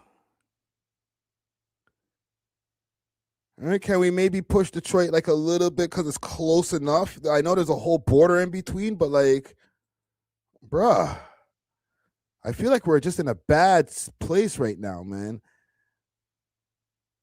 And to me, this is my litmus test a lot of the times. I'll go on different pages. To be honest, even some of these blog pages are like, they're not even that relevant anymore. I'm just got to keep it real. I got to keep it 1,000. When's the last time we gave a shit about what 6Buzz posted? Real shit. I just got to keep it a stack, fam. Like, do these niggas still post? Hello? Is that shit on? Right, salute to Cringe Kev. Like, it's become to the point where, like, fam, niggas don't even give a shit about what any of these niggas is even posting over there, bro. Hello? Hello? Is this thing on?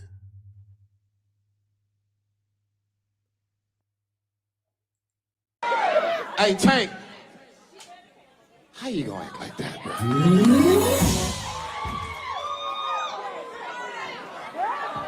How you gonna act like that? How your band gonna act like that? How your playback gonna act like that? How your jacket gonna... Hello? Anybody there? Toronto Rap, are you okay?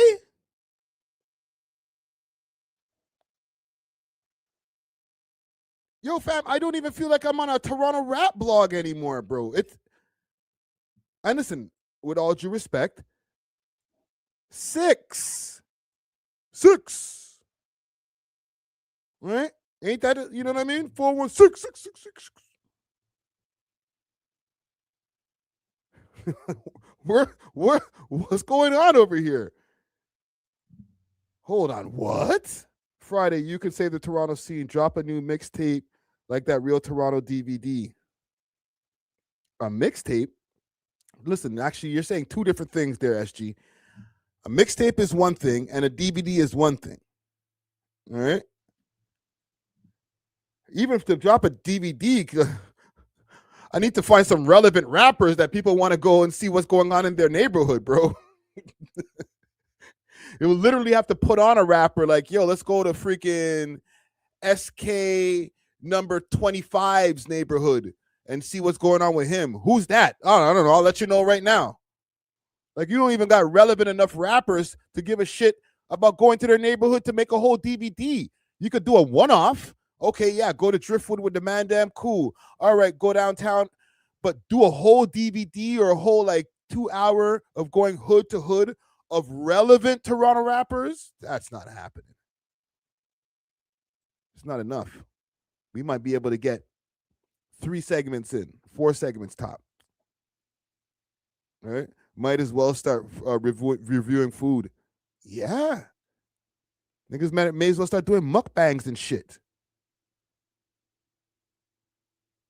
It's not done, fam. It's not done, bro. Like, I don't like that final. You're making it feel like the cell door's closed, like it's done. It's over. It's a wrap. Nah, fam, it can be revived.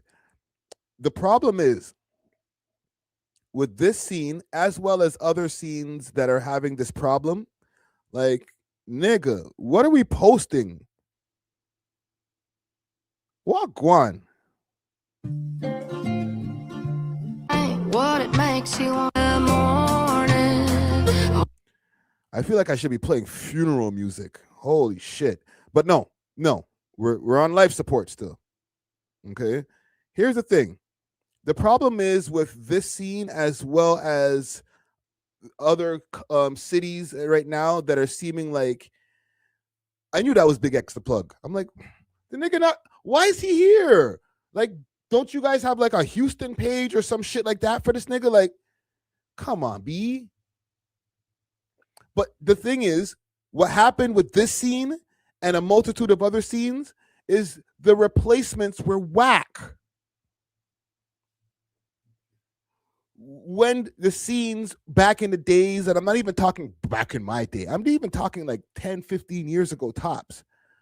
When you started seeing certain mans getting older, the new guys that were on the cover of the XXL or wherever, like the new crop of artists, were still good. They still had some level of quality of music to them. Okay? Mind you, the quality was declining, but there was still a level of quality of music. There was still a level of intrigue into the character or the lore of that person. You know what I'm saying? So it came to the point where it's like, I'm still interested to see what a Casper will be doing, which Casper is still one of the people who's keeping our attention. Top 5, all these niggas, like, bro, all of these guys are getting close to 30, fam. And I'm not saying that they're old. It's time to pack it up. I'm just saying these are not young bucks anymore. They've been holding our attention for a long time. How long can these mans have hold Toronto on their backs for, fam? Like, I feel like Casper's back is getting tired, bro. You're telling me, and salute to Casper, and I'm glad that he's getting what he's getting now. Okay, he deserves it. But you're telling me he's the only one holding up and creating some kind of interest on a wide scale at the whole Toronto scene. The man started putting out music like back in 2014, 2015, fam. Like, y'all niggas are not replenishing the bank. You can keep on taking money out of a bank, but if you don't add money back in, then the shit's gonna be empty, fam. You gotta replenish the funds, fam. And all of these young bucks that are coming up, niggas that are born in like 2010 and shit like that, you're trash. There might be a couple of exceptions, but most of you guys are trash. So how the hell are you supposed to replace a 21 Savage? How are you even supposed to replace like a Sway Lee? No, the new crop is not even good enough. So I'm not even going to put it on a Toronto scene. I'm saying with everybody. A lot of the new guys, and I'm not trying to diss the new 19-year-old rapper, but a lot of you guys ain't hot, or you're just not even good at promotion. So it's like, we got to lean on everybody who's in their 30s, far less 40s.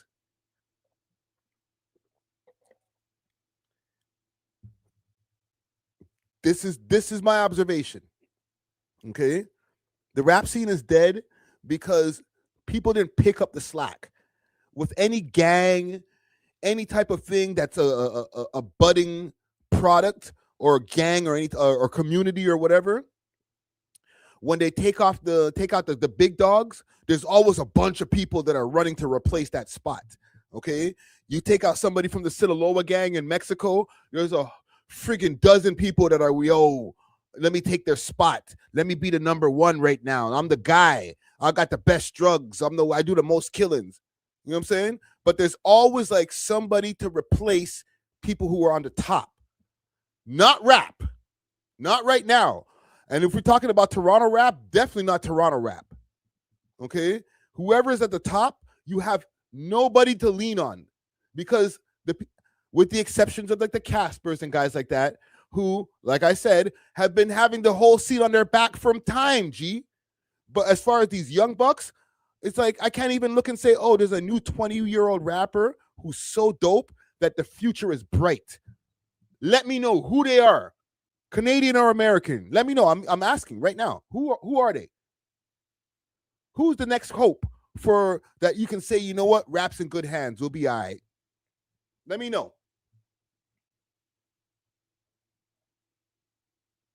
Right? Because like even back in those days, back in my day, or even after that, like we already can see a little bit down the road of who the next person's gonna be.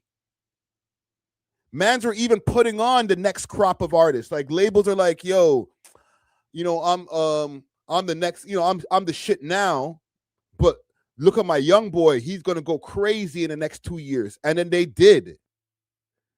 These niggas ain't even putting on rappers anymore. Like, we don't even have boutique labels like that. Like, I think QC is probably one of the last labels that you can say, oh, they're putting on guys and look who are next guys. And their labels in the shambles, bro. Migos don't fuck with Lil Baby. Like, their whole shit is fucked up. But at one point in time, I do remember being able to see an interview with QCP and them niggas and then see Lil Baby sitting there like, yo, he's next up. Who's next up after Lil Baby? That's my question. Streamers are the new rappers. That's, yo, where's, if Natural's still in here, that's the natural answer.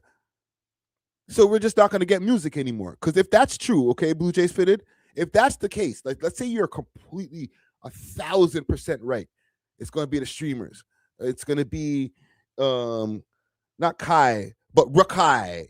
And all of these other younger guys, BTB Dez and all these other younger guys on the way up, friggin', you know, people that Kai Cenat put on and type shit like that, and people that Aiden Ross put on. If they're the next one to take up, I guess, the hip hop's community space, where the fuck is the music? So we're just gonna watch streams and just listen to old shit? Is that what y'all are saying? That's a sad future.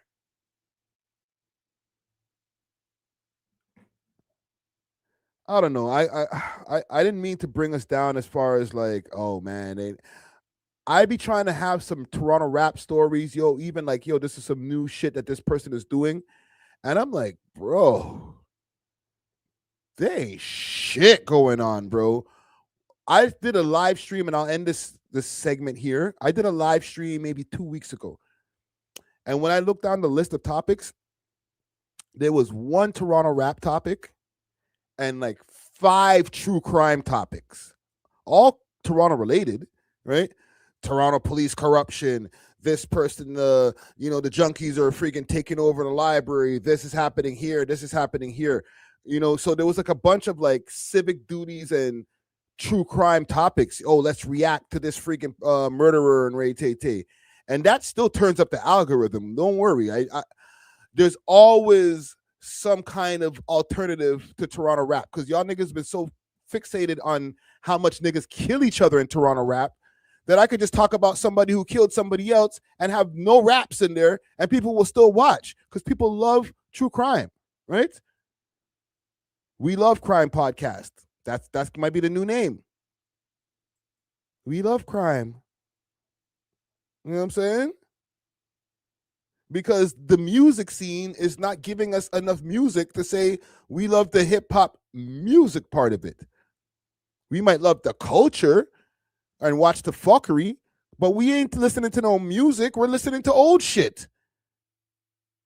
So that's my rant. That's all I'm saying. Okay, I ain't gonna beat it to death.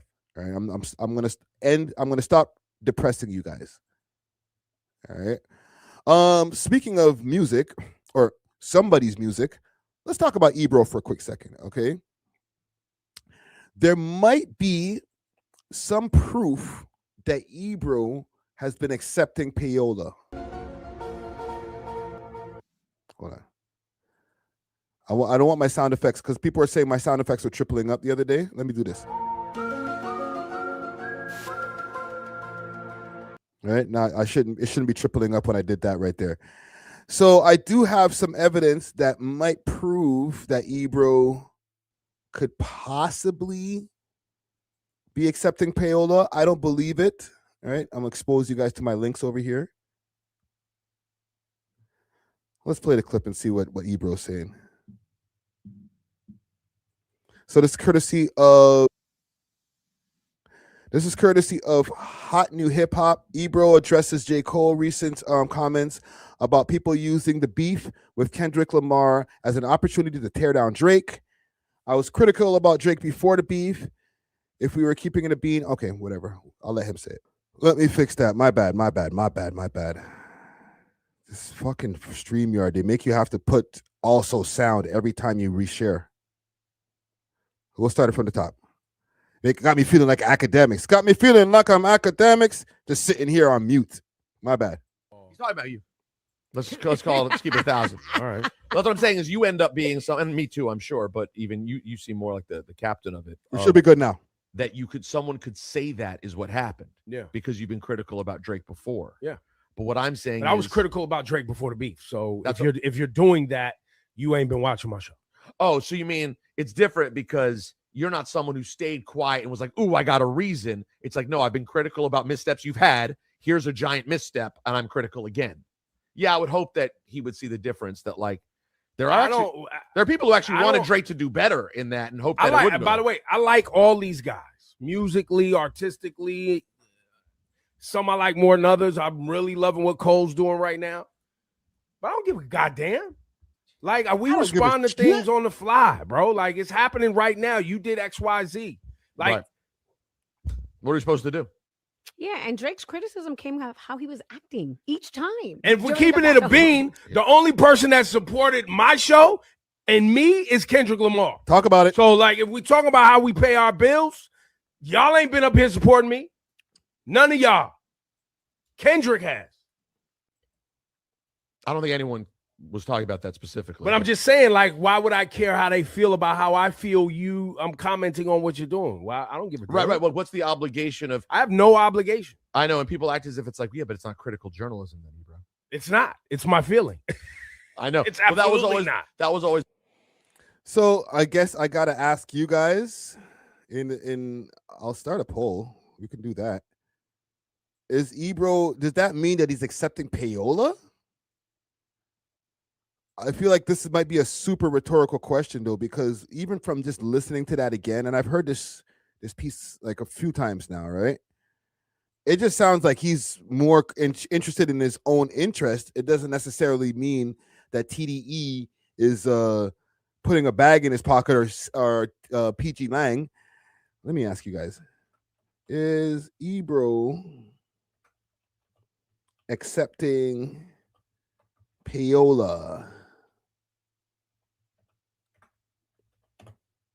Okay, and I know he's not on Hot 97 anymore, but he still has a lot of influence. He's over there at Apple Music. He interviewed Kendrick Lamar on the strength of Apple Music, so it wasn't like it's not like he doesn't have a platform when he's not on Hot 97. Okay, maybe they might be just sliding him an extra like 20 racks a month. Right? Let's keep on pushing that narrative. Yo, Drake's the cancer to the hip hop game. All right, that's just my opinion. What's wrong with you guys? Like, why are you guys getting so butthurt? That's the problem with you guys in hip hop these days. You're so sensitive. Nah, bro. Like, you sound like you got an agenda, right? Even A.W.O.L. I know he's not A.W.O.L, but he was saying sounds like payola to him. I'll pull it up and let you guys see. Let me know what you guys think. All right, and this is courtesy of Seychelles or Chels. Rory and Mal react to Ebro saying Kendrick Lamar is the only artist who supported his show. Mal says that logic basically sounds like social payola. Support from an artist influences how you talk about them. Let's see what they got to say. Hopefully I don't get a copyright from Netflix. Ebro the way they think they did. What he is saying, I don't have an incentive or loyalty to anybody because no one is here to pay my bills. I only have a responsibility to those people. But you are now kind of admitting that if somebody did that, you'd have an incentive to be nicer to them, which to Rosenberg's point is like, well, that's not journalism.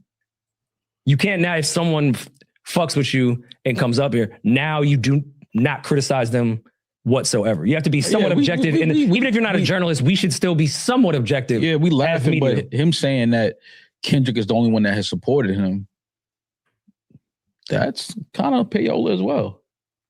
It's wires may not have been sent out. Yeah, it's social payola. It's just like, okay, you know what I mean? Like, all right, he came up here, supported you. So that means that now, like, that's your man's, you rolling, you ain't, you know? I wish the perception of this podcast was not that we were on OVO's payroll or we're some Drake dick riders, because sometimes facts are facts. Ebro, if Drake didn't exist, radio would have died way quicker than it did.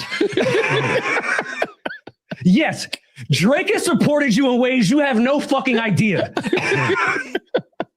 Radio caught another 10-year run. Oh my God, man. Talk about it, bro. Talk about it. No, Drake has not. Well, he has been up at Hot 97. He was up there with Flex and Syph, and he's been up there before. Then there was a back and forth with Hot, and you know, Drake even dissing Hot on the Madison Square Garden stages. And listen, I'm gonna get to my opinions on this in a second, but I definitely can relate to this as well on the small scale that we have over here on We Love Hip Hop. Okay, but we'll get to that in a second. Which to me is kind of a form of support to some degree too. But nah, you can't work in radio and say Drake's never supported you. Yeah, come on. It's impossible. Yeah, that doesn't even make sense. But I understand what Ebro. No, I know this is more light. But here's the thing though. Yo, Ebro, if Kendrick is your guy, that's your man, that's cool too. Like, we got to get to that point where niggas understand, yo, that's my man. Like, that's my guy. I fuck with him on a different level. We have a different relationship. Like, I think that that's okay to admit as well. Like, I understand you can still be, you know, like, Jay is like my big brother. That's family. You know what I'm saying? Like, but if Jay says something that I don't agree with, I'm gonna like, nah, I don't agree with that, big bro. Like, that was, to me, but you know, it's not a disrespect thing. Of course I would never disrespect, but it's just like, you can agree, you can disagree with people that support you and that you have a different relationship where you have a closer bond and connection with. Like, that's okay. So I'm gonna have to call Cap and put a flag on the play when it comes to Maul over there, because Maul, even though I fuck with him, he has never even been able to find one negative aspect about anything that Drake has done over the last 2 years. Like, he's still sitting on the whole thing like, yo, Drake won the battle. And it's like, bro, I know that's your homie, okay? I fuck with the boy too. He's cool. But like, I ain't gonna get up on these microphones and lie to people. So you definitely play the same way. Now, as far as payola, I asked you guys in the chat or in a poll over here, is Ebro accepting payola? 90 or 85% of y'all are saying yes. That's crazy. Is it okay if a man's on your platform? That means I can never talk bad about them. And I'm not even saying talk bad. I mean, like, bring up any negative aspects, bring up any type of negative stories, stuff like that. Like, if you fuck with the artist, okay, I have a multitude of artists that I fuck with in the city, or people that I've had on my platform. There's a lot of them who ain't trying to pull up on the platform anymore, because not only do we interview people, we do commentary, right? We sit around, we do the podcast 2 times a week. We discuss topics, we discuss people. I sit here on my live stream for like how many hours, getting mixy and shit like that.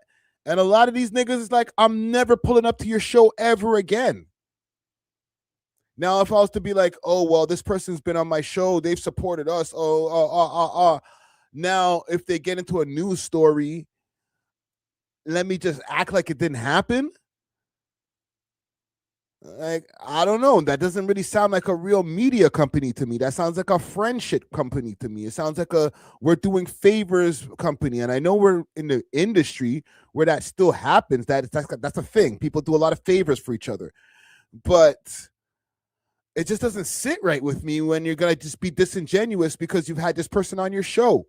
Or You know, Kendrick Lamar pulled up the Hot 97 back in the days. So did Drake. You just don't fuck with Drake. He didn't pull up and do the interview with you. He did the interview with Flex. It's a big difference, fam. So I don't know, bro. I don't think that he is accepting payola. Is he being super biased? Hell yeah. Hold on, let me get this off the end stream.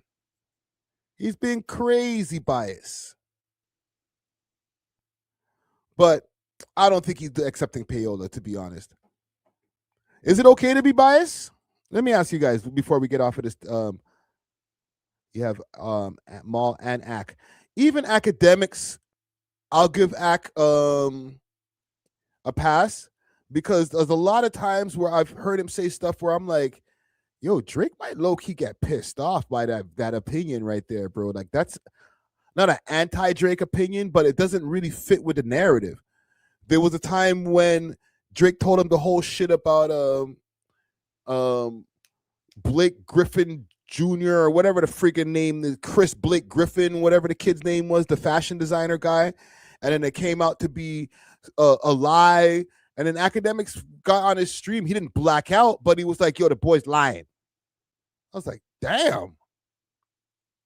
So he doesn't have it the same way that Maul like act like oblivious to anything that Drake does. Like, academics, he at least will be a little bit more fair. I know they call him like the Drake defender, but like, he's a little bit more fair. But me, myself, listen, I'll keep it a stack with y'all. Right? I've had Smiley one of the first interviews. I know that them niggas ain't trying to pull up over on the platform because I haven't always had the best things to say about not Drake, their camp. I say a lot of nice things about Drake, but I really feel like the camp ain't really doing shit. You know what I'm saying? Like, it's not the stimulus package that it looked like it was supposed to work out to be. So if I comment and say that type of shit like I just came out of my mouth and just said, right, pause, niggas will be like, I don't never go over there. Oh, Friday's asking you to do an interview, dub that. Right? I ain't going to say I get it. I don't get it, because you could just come to do the interview and challenge the things that I've said and be like, Friday, I don't like what you said the other day. I'm cool with that. But niggas get in their fields and say, we ain't going over there no more. Okay? Salute to YG. We have 2 YG interviews on the channel. We don't got 3. Niggas ain't pulling up. They're like, fuck these guys. I don't like how close he might be with top 5. Or I don't like this last news story that he did. I don't like how the man them were laughing when they were roasting a video that he was reacting to. Or who knows? Niggas ain't fucking with me. You know what I'm saying? So it's like, do you just pull your punches, or do you like not say anything when man them get up on the timeline because you interviewed them, or you do your job and hopefully that the artists understand. I see Act deal with this shit all the time. He has a relationship right now with NBA Youngboy, but at one point they were beefing. Right? No Fire Drill says that's why Drake would never do an interview with Ak. Ak's too messy and unpredictable. Low-key, that might be the reason you don't do an interview with me. Same shit. Because I'm not just going to dick ride. I'm not going to glaze. If I don't like something, I didn't like the lawsuit shit. I didn't think, I understand it. I get it. But does it still make him look bad as far as hip-hop standards? Yes. Do I understand why he's doing it? Also, yes. But you can't say that type shit when it comes to certain camps. You just got to be like, yo, nah, bro, you just don't understand. It'll all make sense later on. And like kind of just like low-key glaze or just not say nothing and then like be disingenuous. I can't do that. It's just not in my DNA. I could try, and I just, my body physically cringes. I'm like, I feel I'm kind of lying. Ew. You feel me? So that might be to my detriment. Maybe I need to shut the fuck up. Stop Stop speaking so much truth to power there, Friday. We don't need all that truth. Shut up. Lie a little bit. I can't do it. Right? The bigger artists want to curate their interviews now. The Jay-Z interview, perfect example of that right there. Like, the questions are literally happening in different rooms.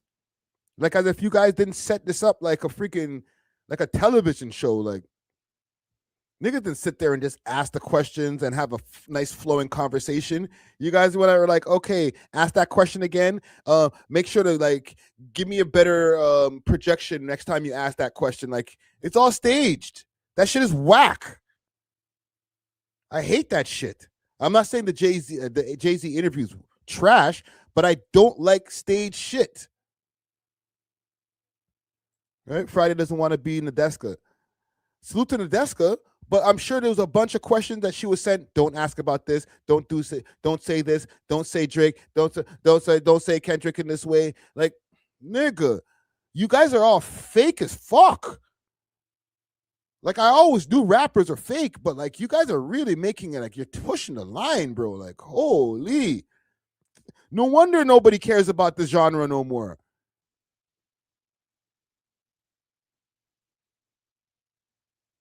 Said, please discuss the whole interview. You know, we did discuss it on the podcast. I have a clip that I will be putting out later on. But like, yeah, I just don't know, man. I don't think that I could just hold my tongue because I interviewed certain mans, bro. You know what I'm saying? I'm not really fucking with that that sentiment that Ebro has when it comes to that take. Like, well, whatever. He's the only one who came and supported me, so I'm never gonna say anything bad about him. Like, you're a fake nigga, bro. Whether even if he's not paying you, you're still a fake nigga for that, bro. So, I'm gonna leave that there. Salute to Drake. I'm gonna get to a Drake topic in a second because all of these topics, to be honest, he's the only one who's keeping the shit shaking right now. All right.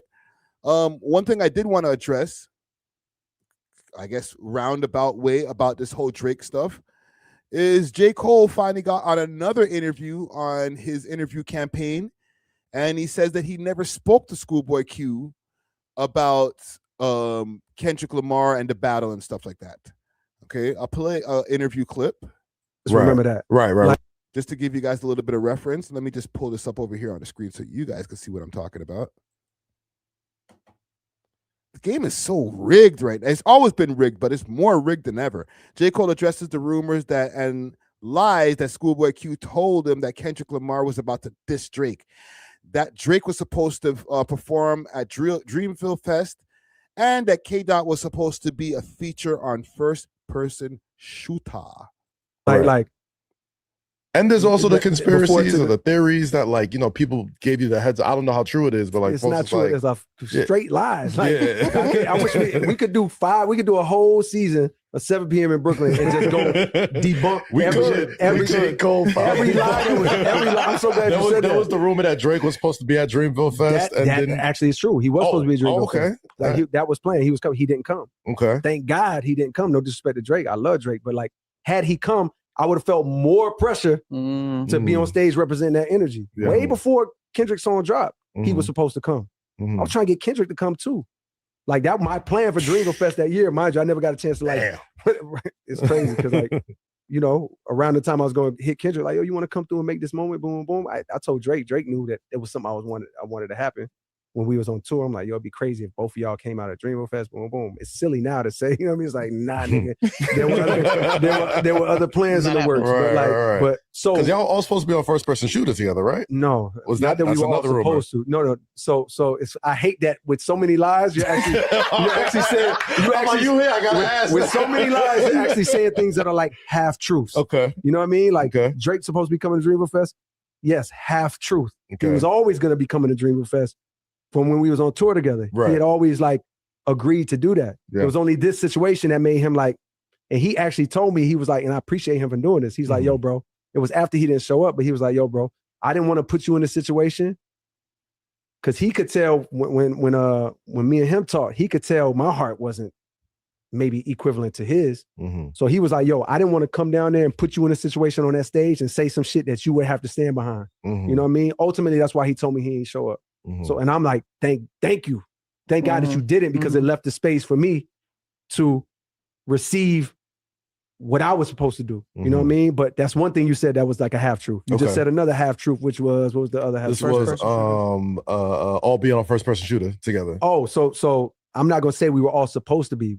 How it came to me was, before that beat ever made it to me, I think Kendrick wanted that. I mean, I think Drake wanted that to be a him and Dot song. Okay. Like I think that's what it was. And I think my interpretation is like, maybe when it wasn't moving fast enough or he wasn't getting the response he wanted, maybe he was like, let me hit Cole. Cause I think Boy Wonder was pushing like, bro, you need to hit Cole. Boom, boom. Mind you. So I never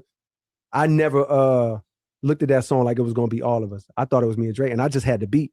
Okay. There was nothing on it. I just had, and I felt mad pressure because I wanted to come through for him.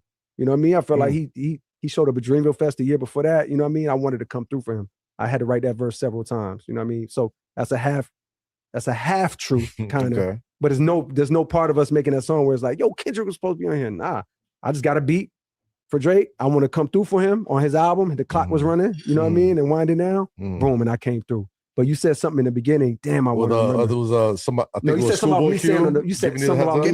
No, Schoolboy Q. That's a complete lie. Okay. Ask Schoolboy Q. That's just like internet. Like, yo, that's a straight lie. And there's many of those. Many half truths and many way more straight lies. Like meandering Cole. Schoolboy Q shit is a straight lie. Like, of course, shout out to Schoolboy Q. He not gonna come out and just say it on his own. But it's like when you get a chance, ask him. It's a straight up lie. But you said something in the beginning how like on songs like, how I say I'm the best on songs. It's like, ask me in real life, do I think I'm the best rapper alive? Do you think you're the best rapper alive? Bro, it's a nigga named Black Thought that exists. It's a nigga named Lupe Fiasco that exists. It's niggas that on any given day, even my peers, a Drake or a Kendrick, where it's like, yo, I know on any given day I can show up to the studio and give these niggas 80. But I know they can show up on any day in the studio and give me 80. This is the problem with J. Cole. That humble shit. Like, yes, stay humble. Everything's cool. You know what I mean? Be a nice guy. But you never really had that spirit, bro. Like, I'm the best. You might need to take a page out of Icy Springer's book. Like, I'm number one. I'm number one show, number one. You need a little bit more confidence, my G.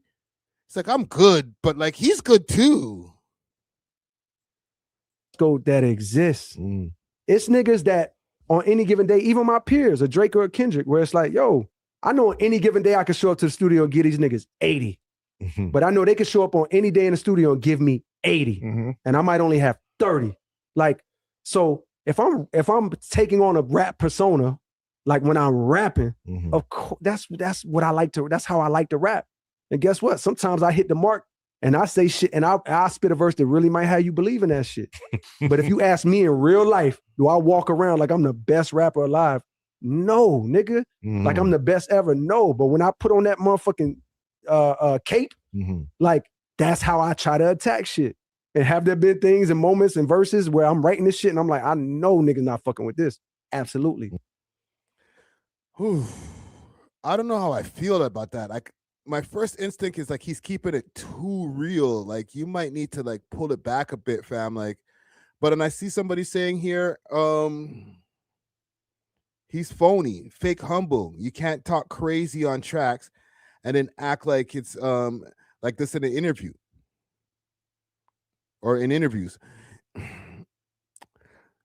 I don't know if he's acting. He might really feel that way. Like, listen, man, it's just rapper stuff, bro. You know, we gotta say we're the best, but I don't think I'm the best. Right? Who's the big three? Muhammad Ali. Like, yeah, that's just rapper stuff. Right? Oh, you can't mess with the unibrow, unibomber. That's just rapper stuff. I don't really mean that, bro. I got kids. I got a wife. Like, I don't know, bro. Like, the other guys who are supposed to be in the quote-unquote big three, I don't think they feel that way. I think they feel that they're the best. I think they even feel like they know they're better than you. You might not. Listen, Actually, they feel they're better than you. Let me rephrase that. They definitely feel like Drake and Kendrick Lamar, they definitely feel like they're better than Cole. Right? But the thing is, Cole, he agrees with them. He's not one of them niggas like he feels the same, like, oh, you think you're better than me? I think I'm better than you, nigga. You crazy? Have you heard my fam? Did you hear Forest Hill Drive? Like, are you stupid? I'm way sicker than you. You could think that in your mind, but I know for real life, like my fans tell me I'm the sickest. Nah, bro. Like Cole be like, Drake comes in the room, yo, I'm the best. He's right. He is the best. Like, come some pussy shit. Like, get a backbone, my nigga. Holy shit. I don't know if that's fake. I feel like I could smell the pussy on him, bro. Like, damn, bro. Like, you really epitomize good youth, bro. And on it, I just tell my heart wasn't maybe equivalent to his.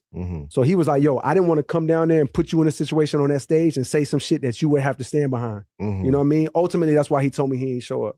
So, and I'm like, thank you.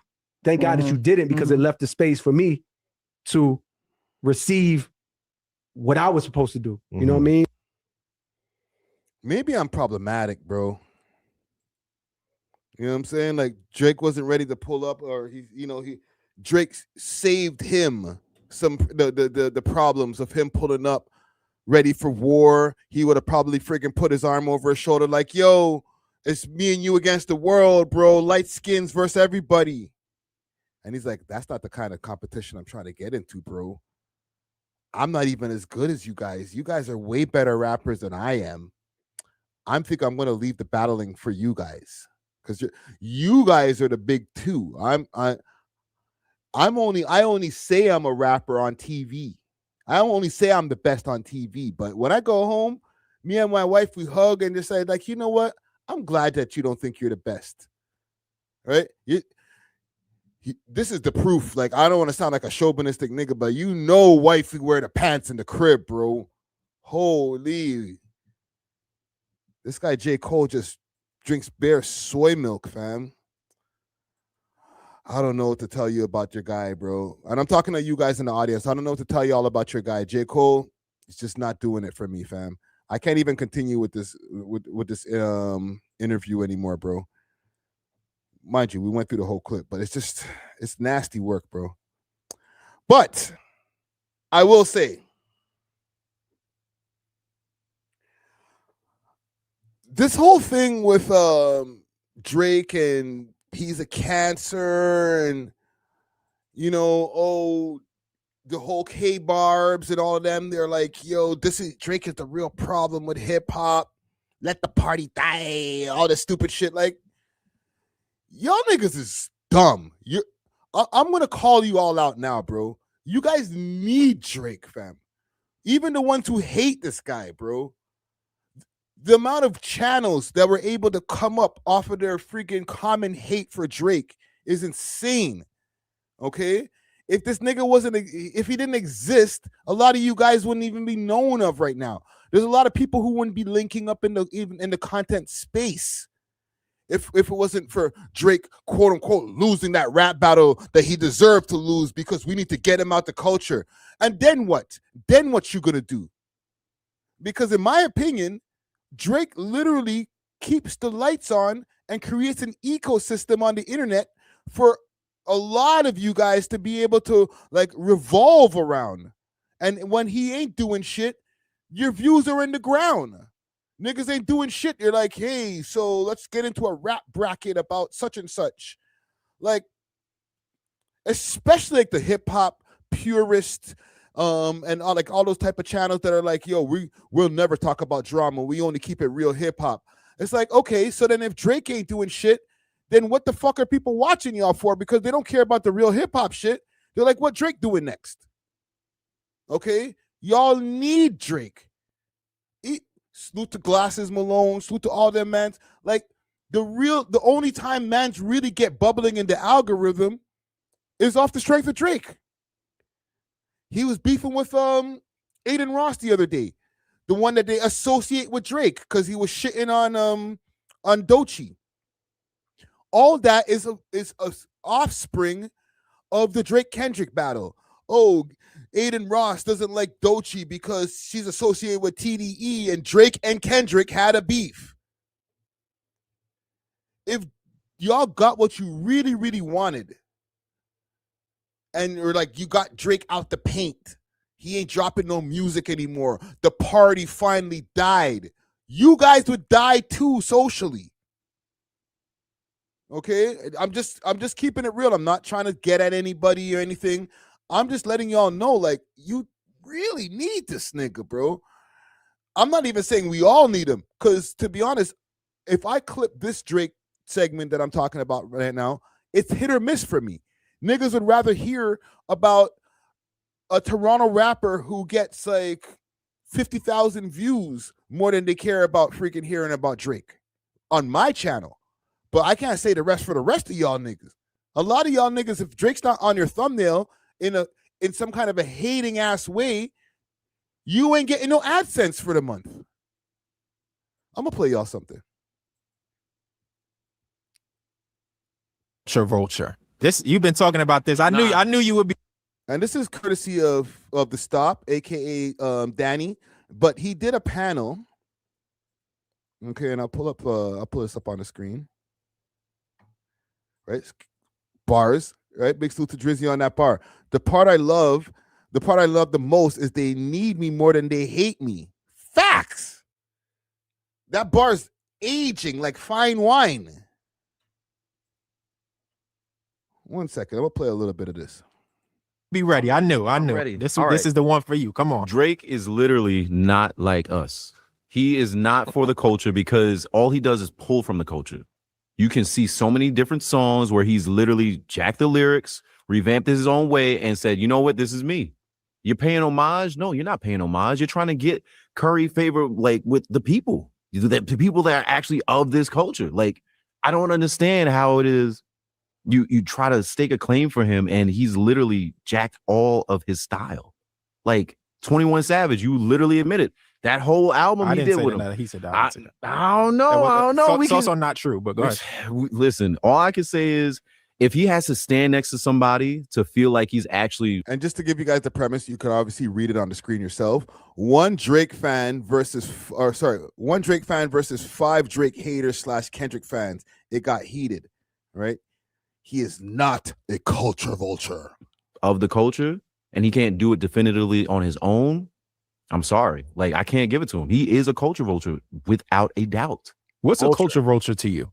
Someone that comes into a space knowing that they can literally, I guess, damn. You don't even know. You're literally coming into the culture, seeing it for what it is. You're appreciative of it. And then you literally try and put on the same cosplay, the same costume, the same caricature. You literally sit there and say, yo, I was in this. I've been here since the inception. No, you haven't. You saw one tape or you got one mixtape that was like, oh, damn, this is fire. I want to do this. I think I could do this. I can hold tempo. I can hold a beat. No, like if you really come into it and you appreciate it, you'll put other people on before you. Okay. He's literally battled the people before him. He's called out people like Pharrell and Pusha T. He's beefing with Pusha T because he doesn't like. Well, that's not the reason, but okay. Yeah, I mean, so there's let's a talk lot about more. that. So when we talk about culture vulture, I right? don't like him. You could just that's fair. That's fair.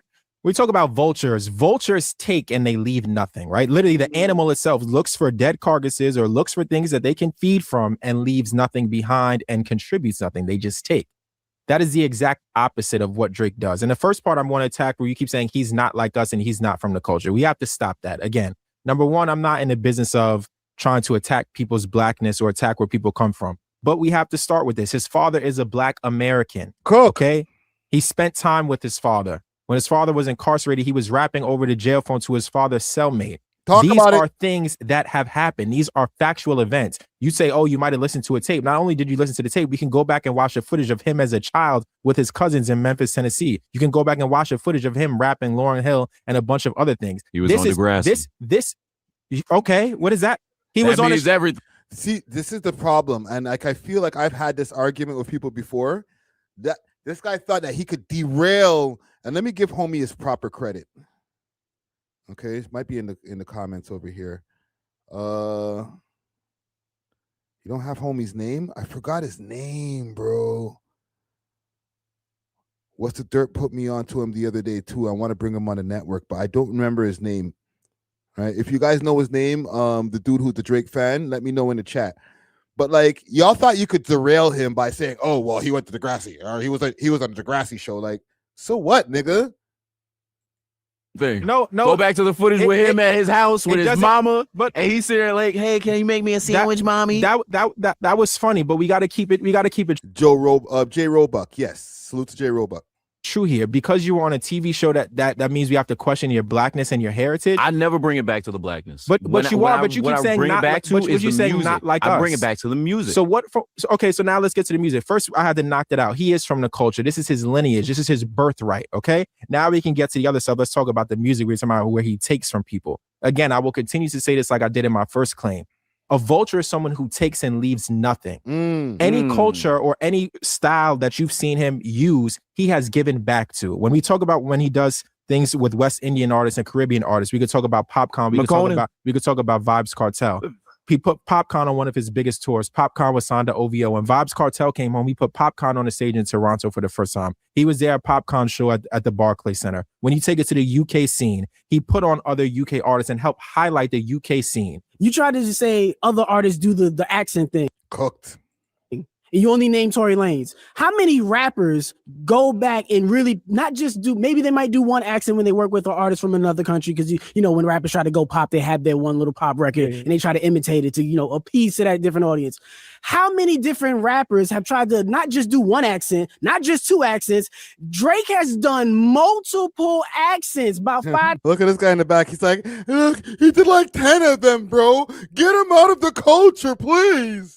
10, 11 different accents, no matter whose song that he's on. And it's one thing that you can appreciate a different culture and want to shed a light on it, but it's another thing to misrepresent what you think they sound like. And the point that you brought up earlier with my man over there, say, how many times do we imitate the accent when somebody wants to sound when they're hanging out with a Jamaican?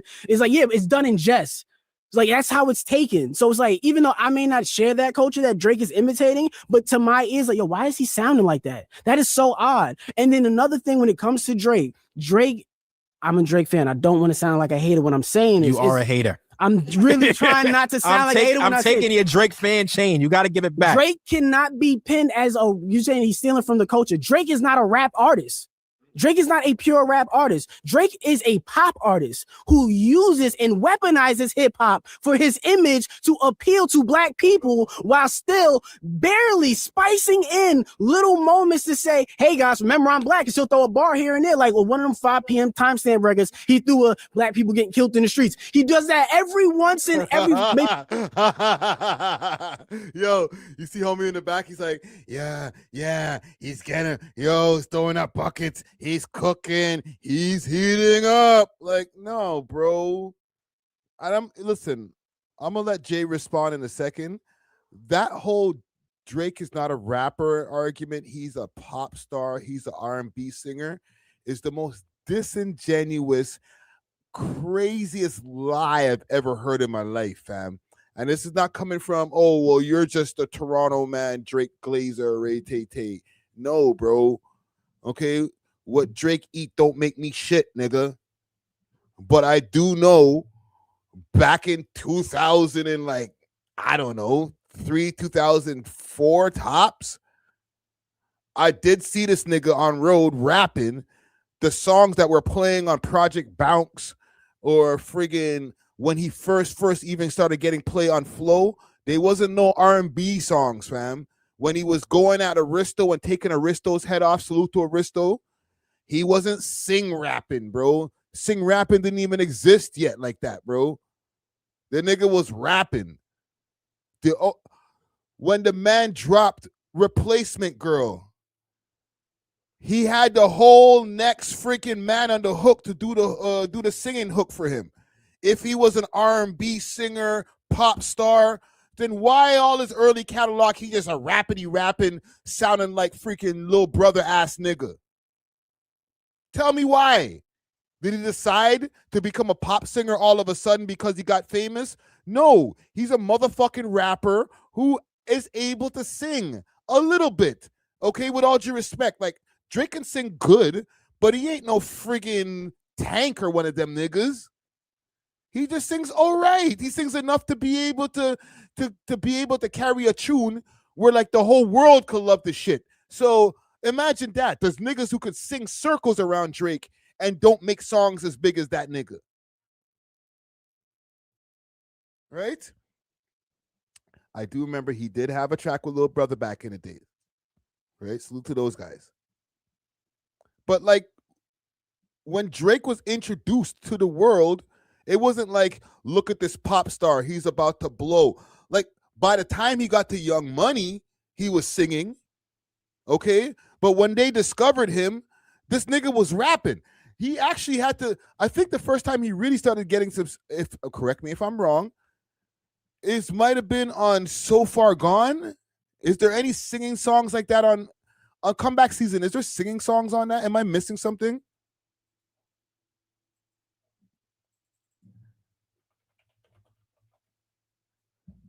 Let me see something.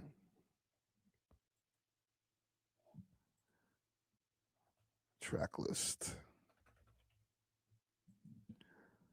Let me see something that's nice and clear that I can pull up. I could barely see this shit. Take me to a proper page. Okay.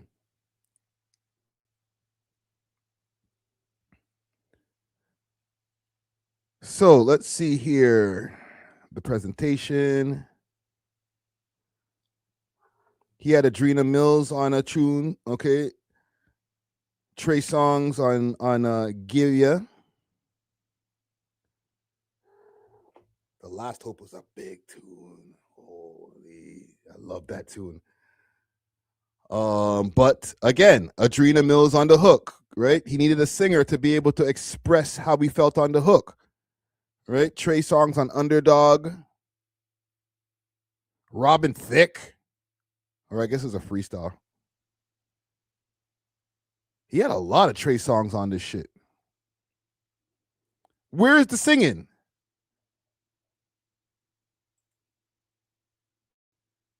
All right, gang, where's the singing? No one else? Houston line of Vegas. Is that on this? I don't see that on this. No one else. Where's that? That might be on the album after that. That's on whatchamacallit? So Far Gone. That's when you started to maybe get Drake singing.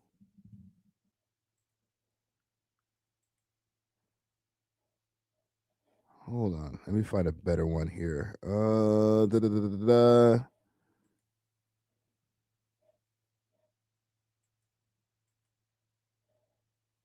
Houston line of Vegas, definitely singing. Successful, he had My Youth on there on the hook. Ignorant Shit, he dissed Empire, but we ain't gonna talk about that today. Best I Ever Had, definitely Best I Ever Had, Best I Ever Had. Okay, so yeah, this is when he started to get into a singing bag. So by the time he got to So Far Gone, niggas could be like, oh, he a pop star. Look at this guy. Is that your king? Is that the king of rap, the pop star? Like, nah, bruh. The man, like, you know it when you first heard Drake. Maybe Best I Ever Had was the first a lot of mans heard from him. Right? Who knows? Maybe every leap year, he might throw in a black bar to say, yo, hey, don't forget, I'm a nigga, y'all. Hey, let me go back and do that. But then the rest of the rest will be going back to, hey, guys, hey, I don't want to scare the white people. Just hold on, we're going home. You were doing really well until you started lying, okay? But I would tell you where you tell the truth. Got him. Drake is unique. And I think the thing that we all have to realize is we are in the year 2026, and hip-hop, the art form itself, is now pop culture. Hip-hop is the biggest export that America has. America's biggest export is always culture, right? You talk about Hollywood, you talk about music. And the main genre, the number one genre right now, we're competing with country, but for the most part over the past 15 years is hip hop, right? That's what America puts out. So hip hop is pop culture. Unfortunately, they're tied together. And that's when we why talk about artists who make last pop, year was the first year without a hip hop song on the Billboard charts. yeah, I wonder who didn't drop. But we could get back to that now. The man didn't drop. Shit is crickets in these streets. Now, when you talk about the kind of artist that he is, because he is so good at doing many different styles, why would you not want someone to be versatile? My favorite artist growing up was Ye, and the reason why Ye was my favorite artist is because he could rap, is because he could do the more melodic thing, and he was able to shift and change the sound of music just how Drake was. So yes, he does have a Nokia. Yes, he does have a Hotline Bling. But for every one of those he has a timestamp. He has a Scary Hours edition. I'm not taking away from someone because they are great at making music. Right? That's not a knock. And I don't like how you said, oh, he's reminding you, oh, hey, I'm black. There's blackness in number one, just appearance. There's blackness in the music. Everything that you can listen to, you can hear who he is. Like I said, he's been one of the more authentic rappers. And the people who feel like he's not authentic are the people who don't listen to the music. For every song that you can give me where you want to question him, I'll give you a song where he's answered every question that you want to talk about. There'll be way too many questions because, like I said, he splices in. He has a 15-year career. There's, of course, there's moments in maybe every single year that we can handpick out where we can say Drake barred us to death. The Lemon Pepper freestyle, he barred us to death. There's so many moments. Diplomatic Immunity, barred us to death. 4 p.m. in Calabasas, he barred us to death. Draft Day, he barred us to death. So then how are you saying these things if you know? Because every single one of those years, there's another song he may have put out within that year span. It's like, what was that? That is making great music though. He's a musician. He is versatile. Yes, and that's why I say he is a pop artist, not a rap artist. So that's why I say, like, when you bring the culture, so what do you mean? Okay, what do you mean by that? What is a pop artist? When I say a pop artist, that's like more of a quintessential artist of somebody who's more focused about the strong structure, the song makeup, the chorus, the bridge, the writing of the song. And that's why I say, like, people throw the ghostwriting allegations against him. I'm not going to use that in my argument because I do believe that when it comes time to make a song, the producer has to. When the producer comes to you with the beat, the producer might already have a hook there, so that might already have a rhythm, that might already have a flow. Right. When you even go to the Quentin Miller reference tracks, Drake didn't use every single Quentin Miller bar. You're right, yeah. That's I'm not going to there. So I'm like, but he did say, I'm gonna take the flow. I like the strong structure. When I work with certain artists, I might fuck with the way that you write music. When he works with Tizo Touchdown, I need you to lay out and give me the skeleton of a song, and I'm working with that. Okay. So that's what I'm saying. A quintessential artist is like all different types of what makes a song good and listenable and repeatable, because that's what his goal is. Yeah. So I think pop is just me. So first, before Jay answers, did homie cook over here, dude with the little dreads? Did he cook? All right, I know I've spoken to him on Spaces before. Did he cook? Let me know. One in the chat. Did this guy really cook right now? Like, oh, Drake, like, oh, he's not really making like hip hop. He's just like he's taking everything's kind of laid out for him. It's the song structure. That's pop. That's what pop music is. That's not hip hop, right? Like, is hip hop just like you and Premier sitting in the studio, bunch of blunts, all right? Or is, okay, I guess in Drake's case, him and 40 sitting in the studio and Drake, like, writing with like a notepad and shit like that. And he's like, nah, bro, this we taking it back to the essence. You know what I'm saying? Let me go in the booth and put my paper. Do you got one of those stands that I can put my notepad on?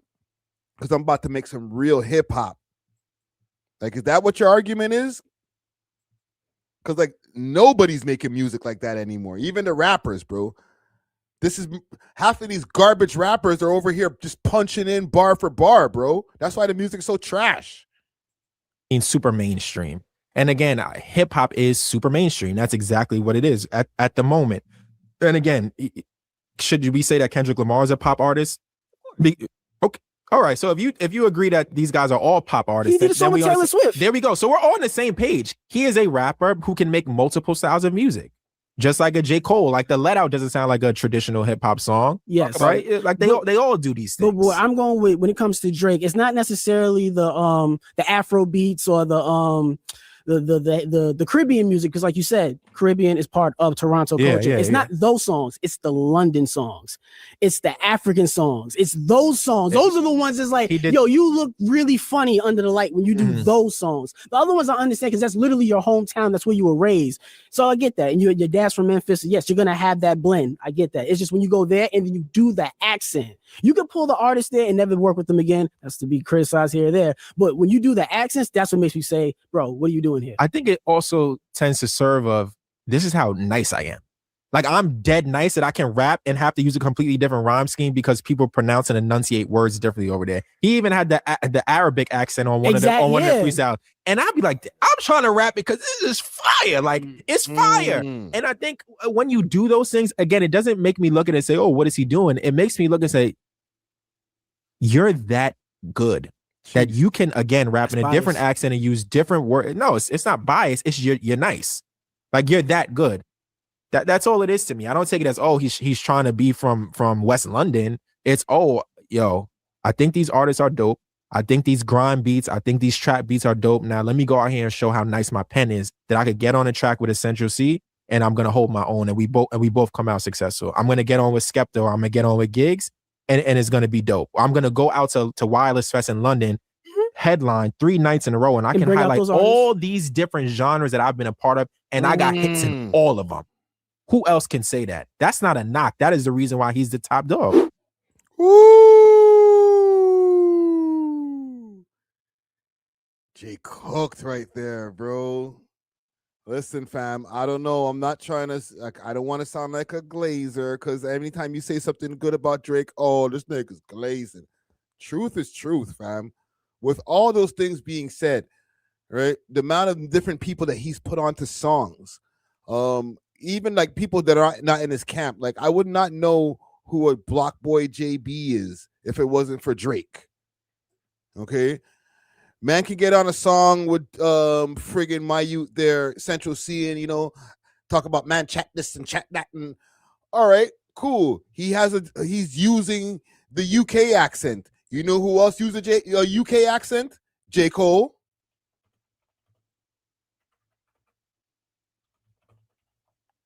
What was that song? Was it called London? Let me give myself a big old copyright. Where's Cole's verse? Salute to be Cleaning my watch, cleaning the top. She's not even from London. Tango, twisting and tango, testing the angles, up in the back. He still sounds a little bit like him, but like he's kind of. I feel like in the beginning of his verse, he came through like extra British. So is it okay when the light skinned youth with the dreads does it, but when the one from the Carolinas, when he does it, it's cool, right?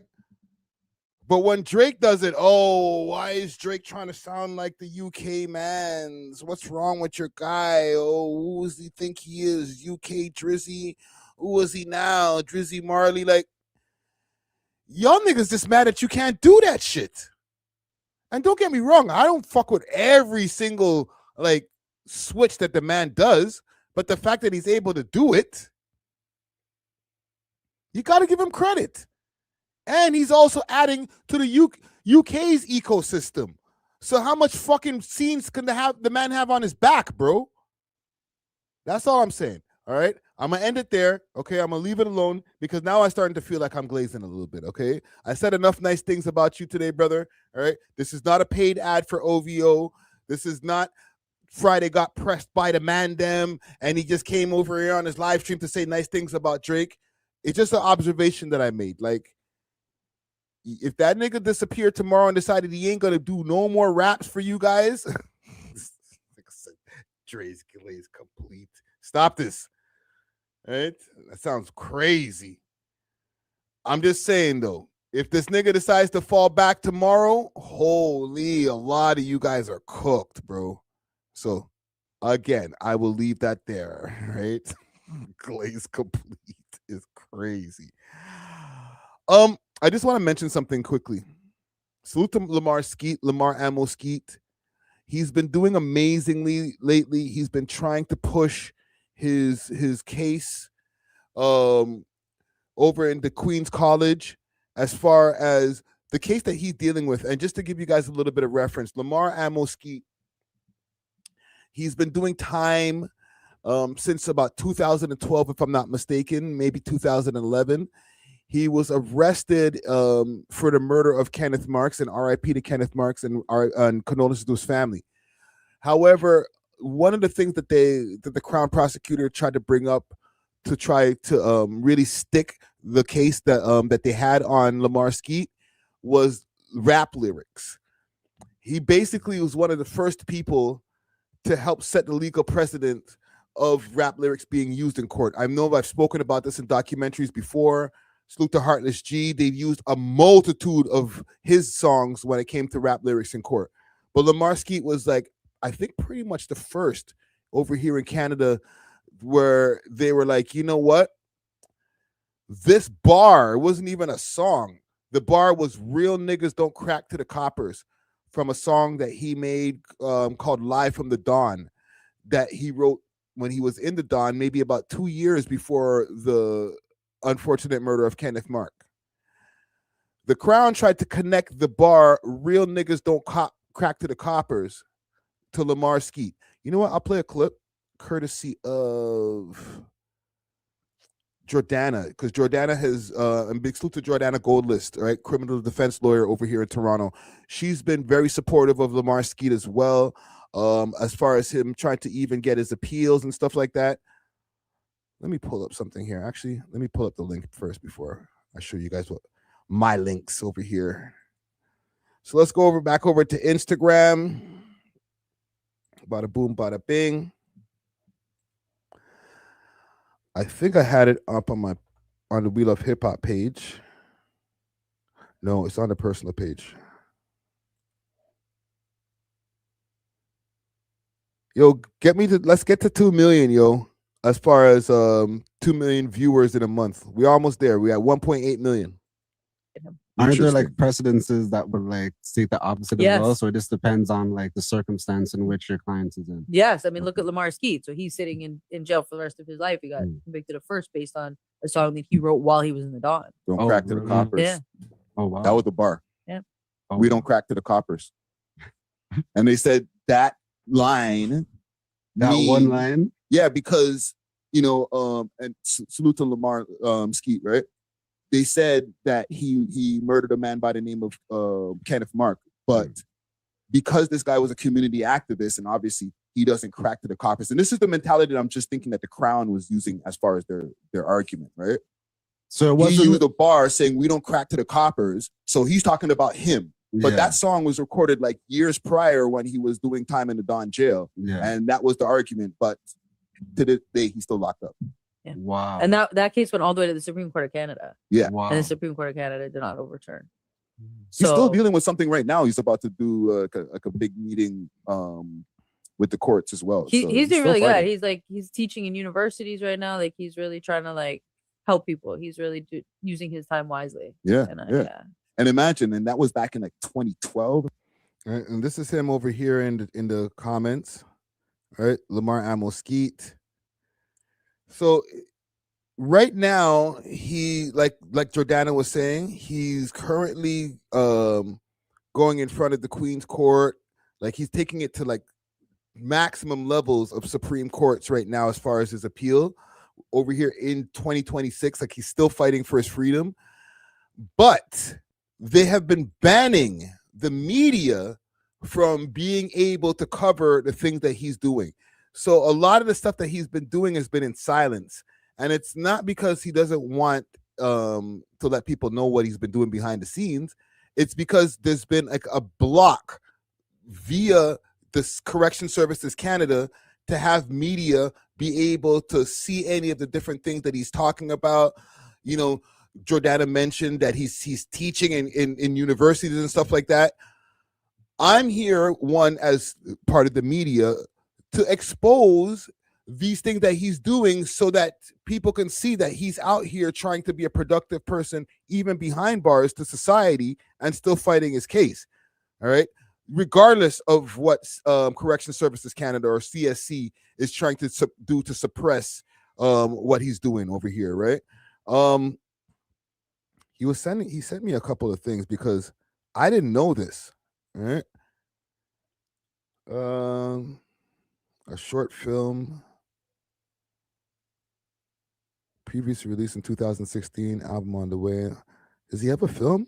We'll check that out in a second. But there was a few things that so he was in a XXL magazine back in 2016. So Canada prosecutors are using rap lyrics to win cases. His name is mentioned over here in the XX. This is like from 10 years ago. So they've been talking about this. Lamar Skeet, for one, is serving a life sentence for first-degree murder. Lyrics he once rapped about not speaking to police used against him in a 2009 incident. This is the code of silence and how it's enforced, said the assistant Crown Attorney Karen Simone, recalling the prosecutor's argument. Is there another slide to this? Hold on, let me bring this back. Is this part of the same thing? Tananovich writes, however, that the courts must recognize very real likelihoods that rap lyrics will trigger racialized stereotypes when assessing the prejudicial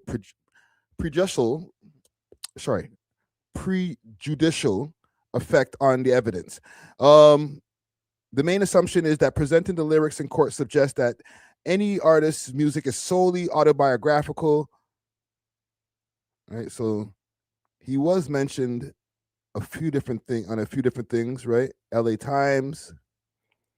In Canada, prosecutors are using suspects' own rap lyrics to win convictions, and this is also back in 2016. Before he was convicted of first-degree murder, Lamar Skeet recorded a 4-part rap song alongside the Toronto rappers Notorious Don, inside the Notorious Don jail. It spoke about, squalid conditions, drug use, and the violence inside the aging jailhouse. Is there another segment to this?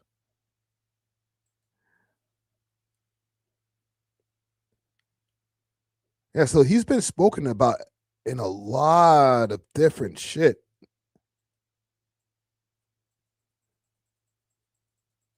To be honest, he only really has his own Instagram page to really get the message out there, and maybe like a few people that are in the media space like myself. Lamar Skeet. Let me see if I can find this documentary that he made. But I'm just here just to put some information out there that like they've been trying to suppress the things that he's doing, and not in a low-key way. Like they're like, no, CSC doesn't allow you guys to have anybody over there. We'll leave Lamar Skeet. What is this? I think it's a music video. That's how Christ turned water to wine. Manifest, meditate, knowledge face. Now go create. Free game, motivation from the planet of expansion, inspiration. So to Jordana Goldlist. He needs his own YouTube channel, or his YouTube channel needs to get a little bit more SEO. I interviewed him like 6 years ago now, but I just wanted to just put there as a PSA out there that like the court system has been really, really suppressing what Lamar Skeet has been doing, and he's been doing a lot of positive things in the scene. So, you know, salute to Lamar Skeet. I'm going to try to do my best to see if I can sit in on a couple of the different things that he's been doing. Maybe I can get some access like via Zoom to some of these classes and stuff like that, and we can reproduce them over here on the We Love Hip Hop channel. All right, but I'll keep you guys posted. I think there's a couple of civic duties that I'd like to get into before we get out of here. I just want to react to. Actually, let me just check something quickly over here. Timothy, I have an update from Project South. I just want to look into real quick before we get to our last story. I'll pull it up on the screen here because The review is underway for a Toronto police officer denied bail in the Project South. So the main guy who is, I guess, the face of Project South as far as the police officers, they denied that guy's bail, but they're reviewing it right now. I just want to show you guys this quickly. Barnhard was dressed all in black. Timothy Barnhard was dressed all in black. He had his long hair tied back, and he was walking with a limp as he was moving to and from the prisoner's box. The veteran constable is described by investigators as the genesis of Project Self, and he's been behind bars since his arrest last month. So this officer, a veteran constable, he was denied bail just days after being taken into custody. How rare is that? The Supreme Court has said that release should be the norm and detention essentially is the exception. So it's not really normal for anyone to be detained.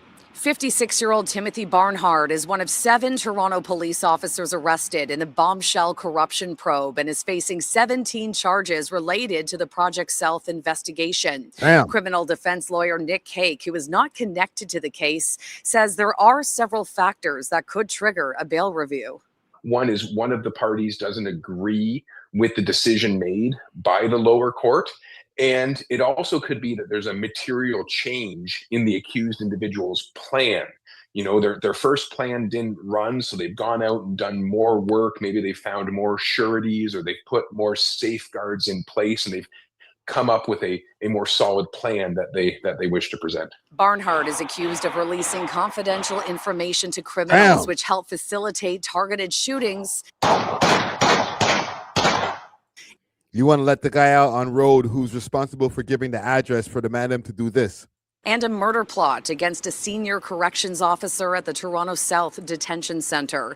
Barnhard is also accused of trafficking cocaine in police uniforms, as well as Damn. accepting bribes to block police investigations. His co-accused, Brian DaCosta, who police allege is a key crime figure, was granted a $1.5 million bail a few weeks ago. The 43-year-old is now on house arrest. He's required to wear a GPS ankle monitor and is under the supervision of 3 sureties. Wow. They did him dirty. This guy's working with somebody who has who's in organized crime. The organized crime guy probably has a way better lawyer. He's home on bail. This nigga's sitting there denied. Matumbled. All right. None of these allegations have been proven in court. Now, there is a publication ban on this case, meaning I cannot report on anything that happened in the courtroom, including evidence presented or arguments that were made. The hearing has been adjourned until Tuesday. Outside the University Avenue Courthouse, Shauna Hunt, City News, Toronto. I think that's why I'm not. No, we can't give no SEO over there. Whoa. Timothy Barn. Whoa. Ugh. Sorry, guys. I freaking threw up in my mouth a little bit. Holy shit. Yeah, so they denied this guy's bail. They're reviewing it. I don't know if it's going to happen, but for them to be, they must have some shit on this guy, because even she's saying there's a publication ban as far as what's happening in the courtroom. Whatever they're talking about in there, besides what we already know about the homes, the addresses and stuff like that for people to go shoot up this guy's home, like the guard, there must be like 10 times more shit in there for them to say, nah, we can't afford to have this guy on the street. Like, we can let somebody out who's part of an organized crime faction, right? But I don't know if we can trust this guy on the street because he might be a menace to society. So just a quick heads up, I just wanted to put you guys on to what's going on, at least right now with that case. It's really kind of like on pause, and whatever is happening, we can't know because of the publication ban. But anything that I do find out, even stuff that's supposed to be in the publication ban, I'm forwarding and I'm telling y'all niggas about it, all right? So stay tuned. One last thing I want to cover before we get out of here. Big salute to DJ Czar. He has a really dope series out right now called Dope 6 in the 6, or What's the exact name of the series? I think it's called Dope Sick. Okay, he's having a it's like a 6-part series if I'm not mistaken. Big salute to the homie, and I'm just looking for his name over here. Adrian, but I don't remember his last name. Adrian Stein. Yeah, big salute to Adrian Stein. Okay, he's telling a very candid story about his struggles with drug use over here in the 6, and how he went from, and he's a mixologist. Okay, he a bartender by trade, as well as able to make like these dope THC type of drinks, and that's a great alternative for people who don't want to drink alcohol, right? I'm gonna pull up some of part 3 over here. I know part 4 is out, so I could play part 4 too, but I'm gonna play a little bit of this. So I want to transition the conversation to the current drug crisis, especially within the city. So usually when you see one of these drug addicts roaming around the city, what drugs are they usually on? Is it usually heroin, fentanyl, crack? Today? Yeah. I would say meth and fentanyl. Yeah. I mean, and you can tell the difference like, if you're familiar with it. But one of the superpowers you get when you enter recovery, if you've gone to enough meetings, you've done enough work, is that you can walk into a room of people, you can pretty much figure out what drug they're either on or addicted to just by looking at them and their behaviors. So generally, like, we used to play games at rehab, the newcomers would be like, crack, like, you can walk through the door and be like, oh, you're a heroin addict, So it's, but I would say if you look at the majority of people, I would say the majority these days are fentanyl, but there's a lot of meth addicts out there. So as someone who is an addict, who was able to kind of make it out on the other side, how do you feel about the conversation around drug addiction today? A lot of people on one side argue that, this is a pure choice and the government shouldn't be providing safe injection sites. And then there's the other side that wants the government to provide full-on rehabilitory services. Like, where do you stand on the conversation around drug addiction today, and what do you think is missing? So, I mean, as a resident of Ontario, I'm given a health card, right? And this health card is my health insurance, and it should cover like medical issues. Okay. And I find that, the majority, once you get to a level of addiction where your life is threatened, it's a medical issue. There requires medical intervention. And so where I see the government, what they're doing is, I definitely agree with the harm reduction approach. But the longer goals is treatment for everyone.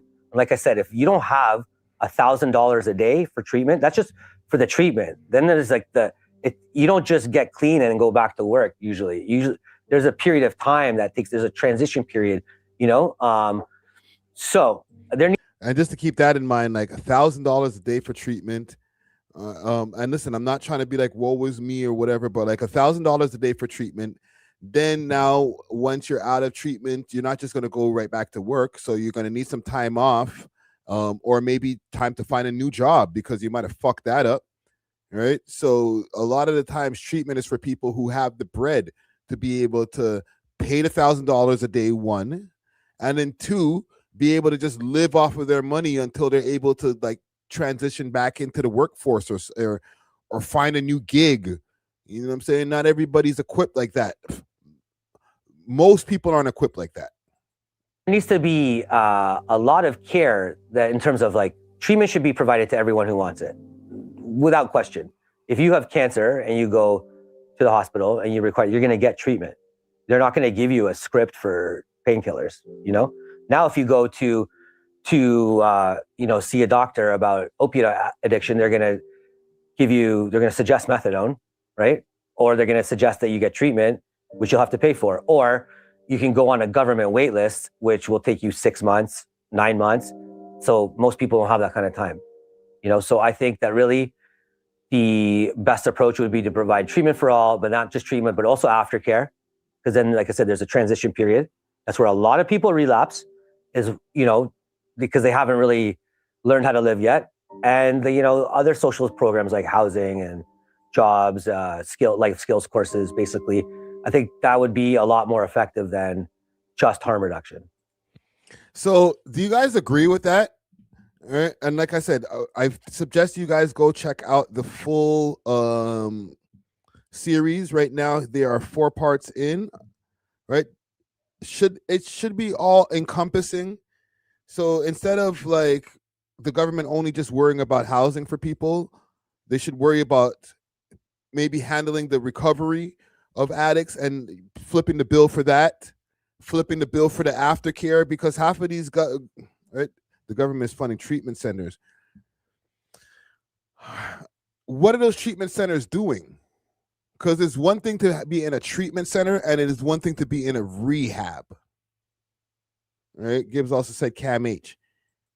How many locations of CAMH is there? Because like the only CAMH I know is the one that's by Ossington and Queen. And we can't fit all of the drug addicts in the city over there. But there's a lot of rehab spots that are only being occupied by people who have either the money that came from their occupation that they were doing, which was probably a very high-paying occupation, might have family members that are willing to flip the bill to put their family member in a rehab, or come from like a rich family who's like, you know what, let me put my kid in rehab again. All right, there is rehabs. Is there any free rehabs? Like, what does that look like in Canada? Let's see. Is there, you know what? Let me go to chat. Actually, I'll do this. Free rehab near me. Actually, I'll just do Ontario because I don't want y'all to see where I'm at. Find mental health and addiction services in your community. Publicly funded rehab, Ontario OHIP covered What's this about here? Publicly funded rehab, Ontario OHIP covered drug rehab.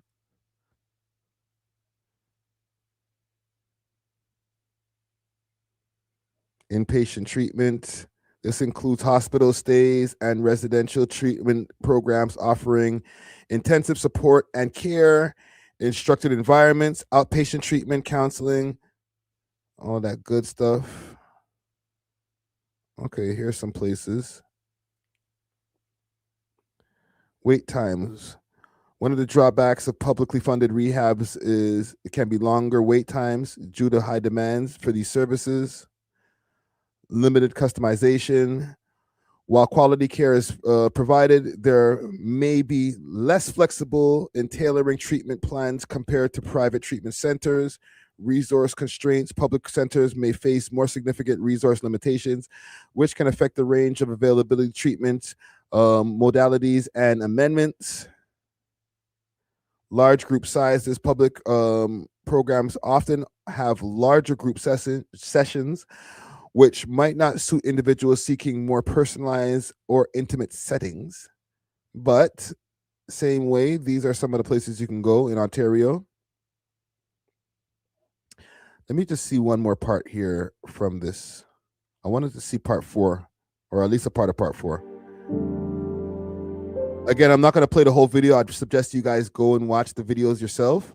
Let me throw a like on there. Bong.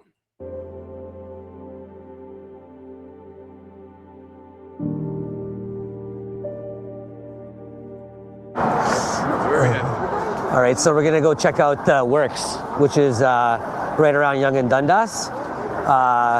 So this is a place that I used to go to get free needles, like needle exchange, and I believe it was a consumption space, but it might have been shut down now. Looks like it has been, actually. I don't know. It used to be. I think it's shut down now. It looks like it's all. This is exactly the place that I was talking about on the podcast the other day, right? Yonge and Dundas, or Yonge and Sankofa Square right over here. And this is the right off screen right here is where he's talking about. Shut down. It was right over here. Yeah, it was right there. See, that's how out of the loop I am, right? Things have changed, but you come here and you can get your drugs tested, right? Make sure they're safe. could also use your drugs here. They show you how to inject safely. And also they have What? kits available. You'd also, if you're responsible, you could bring your old used needles in exchange for fresh, clean needles, right? Yeah. I feel like that's enabling. You can get your drugs tested, and I guess like, okay, so like you won't die on the streets, but like all of those resources, get your drugs tested, here's some needles and stuff like that. How about you know what? Let me not even say it. Not even say it, because what am I gonna say? Come in here and let me get you off the drugs. You gotta want to get off the drugs yourself. So I won't even say it. Yeah. So would people like hang out around here and do it, or like you just do it at the site? Myself? No, I would just get the needles and go to usually a public bathroom, because in my day they didn't have the consumption sites. That's a relatively new, that's a step forward, you know, for offering that. Because really for me, I've seen the inside of the majority of public bathrooms in Toronto, you know, because when you're sick, you're like super sick. So when you get your package, you're not going to wait till you get home. You need to get well. So either you have to go to work or you're just not feeling well, right? So how about this Timmy's right here?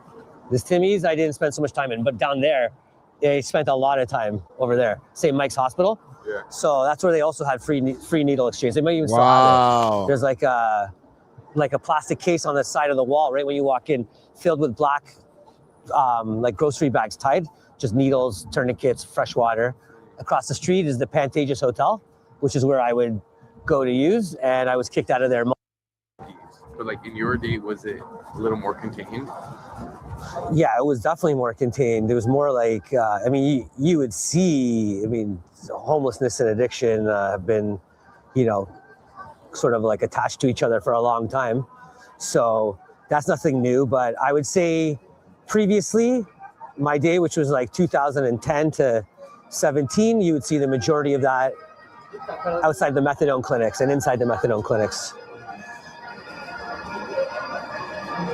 So you're saying somebody said that they closed down all of the safe injection sites, right? Safe injections. Hold on.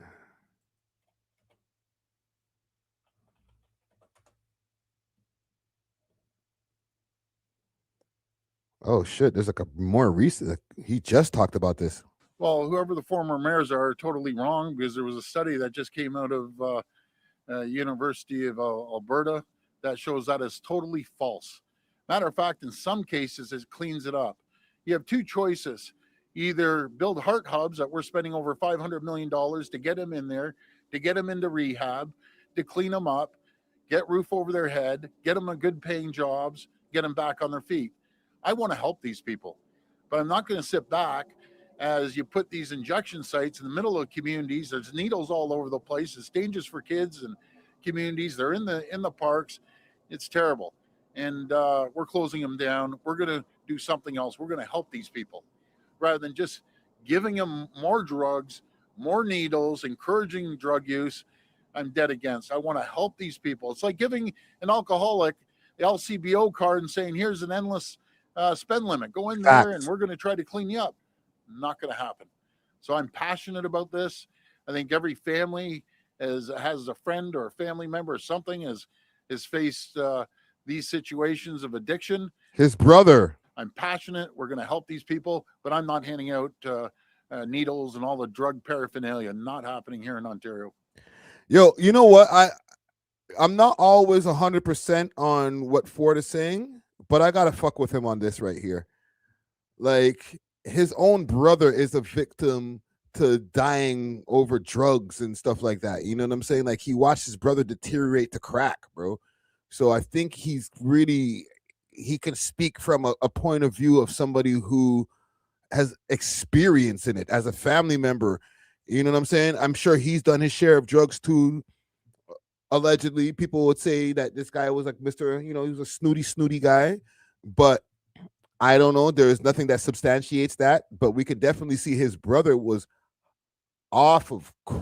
he was on one. He was on a bunch. He was hanging out with the man them in Rexdale. Like, he was going crazy. You know what I'm saying? Like, he was binging. So I think if anybody, like, so give this guy a clean crack pipe so he can go smoke, just so he can smoke clean? Nah, bro, get him off the drugs. I'm not mad at that. I know it's easier said than done, but he's like, yeah, what are you going to go give the an alcoholic an LCBO card and say, you know what, just, you know, consume safely? Nah, B. And alcohol is a friggin' mental health issue as well as drugs. You know what I'm saying? It's not the same, but it's not different. Trust me. And a lot of it goes hand in hand. What I suggest, and again, I'll just pull up this right here so that you guys can go and do your own research. Go and watch the full, because I'm going to watch this full thing on my own, right? Because we're in like hour 4. I'm not going to go through the full video here, or all 4 videos. But Inside Toronto Streets, Dope Sick in the 6, part 4 is out right now. Okay. Make sure to go run up the views on that. Big salute to Borough Sound TV, aka DJ Czar, aka Big Turk. All right. Keep doing those, man. Keep doing content like that. We need more content like this in the ecosystem. You know what I'm saying? I want to check on a couple things before I get out of here. Somebody mentioned an explosion, but I also saw that as well. Where did I see that on? Whose page was on just now? Let's go to Keepsakes. I think they posted it. Maybe I can go on Twitter. Explosion. Let's see. Explosion. Downtown. Toronto. Holy shit, brother. What the hell is this?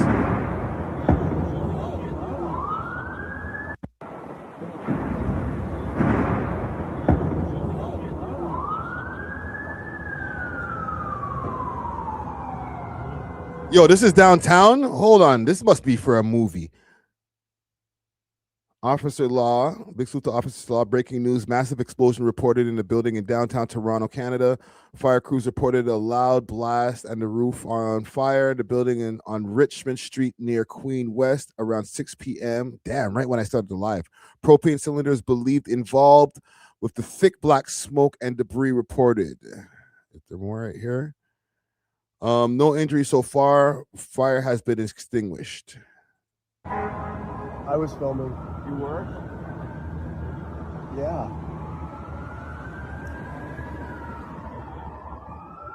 Holy shit, man.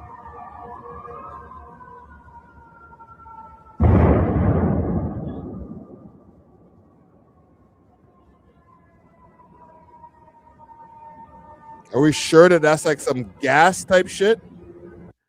That looks like a missile hit that shit, bro. We look like 9/11 and shit.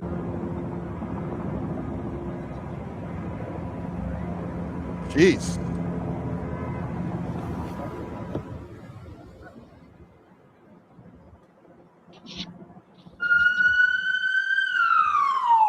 That can't be for real, fam.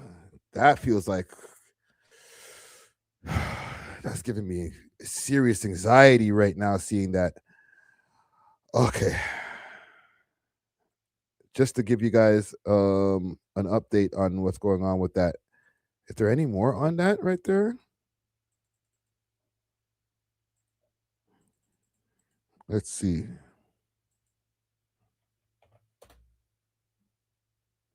"56 minutes ago, a possible explosion being investigated in downtown." Holy, they're on it right now. Possible explosion at downtown Bumba Club. But we begin with that breaking news from downtown Toronto. Officials are responding to a rooftop fire after reports of an explosion. Thick black smoke was seen billowing from the roof of a high-rise building. Police say that items are possibly exploding and debris may be falling on the street below. Holy. Albert De La Talla is in Toronto near the scene of that fire. Albert, you heard the explosions. Can you describe what happened? I did, Sarah. Actually, there's some commotion here right now in the scene, so I'll just move out of the way. But yeah, it was a bit after 6 p.m., probably 6:15, when I first heard an explosion from inside where I live nearby. Then probably 5 minutes later, maybe a bit less than that, by that point I was out on the balcony and I heard another really big bang. I jumped from it. It kind of shook the area. At least that's how it felt to me. So yeah, really, and at the same time, I could see smoke billowing up from the building behind me. And I'll just turn the camera around now, actually, to show you some of the scene right now. So the building itself was. Oh, the camera still, brother. This gray one, from what I could tell. As you can see, there's actually a daycare of sorts at the top level there. Not to say anyone was inside, but that was that is the building there that was affected. And you can see quite a scene here with Toronto Fire Crew and police on scene. But yeah, quite a chaotic scene here in the past hour or so. Albert, can you give us a lay of the land here? For those who are not familiar with the city, whereabouts is this happening in the downtown core? Yeah, so this is on Richmond Street in the entertainment district. And it's there's a lot of people live around here. There are a lot of restaurants and people, pedestrians, right? So for that reason, of course, when there's a fire like this or a situation like this, it generates a lot of concern. A fire, an explosion, bro. Somebody could have got hit in the head with a piece of debris. In fact, this street that I'm on is closed right now to traffic. That's between Peter and Duncan Street in downtown Toronto here. Yeah, so that's kind of where I am here in downtown Toronto. I'm just thinking next to the old Beat Junkie, R.I.P. Beat Junkie. That was the spot. I know Rogers Arena right now, the home opener is happening for the Jays. How far away is the Rogers Center from this? The Jays game is right around the corner from here. Yeah, so that would be about a 10-minute walk from here, if even that. So very, very close to here, in fact. So it's a busy night. Oh, and it's the home opener tonight. Oh, shit. Hold on, man. You guys are going to hear a double up on the sound effect, but I got to do it. Oh, snap. And yo, big salute to What's the Dirt. Thank you for the donation there, brother. Holy fuck. Is there any correlation?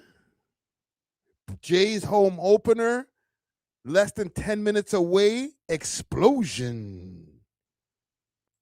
Right, in Toronto, a busy evening with a home opener happening, of course. So to have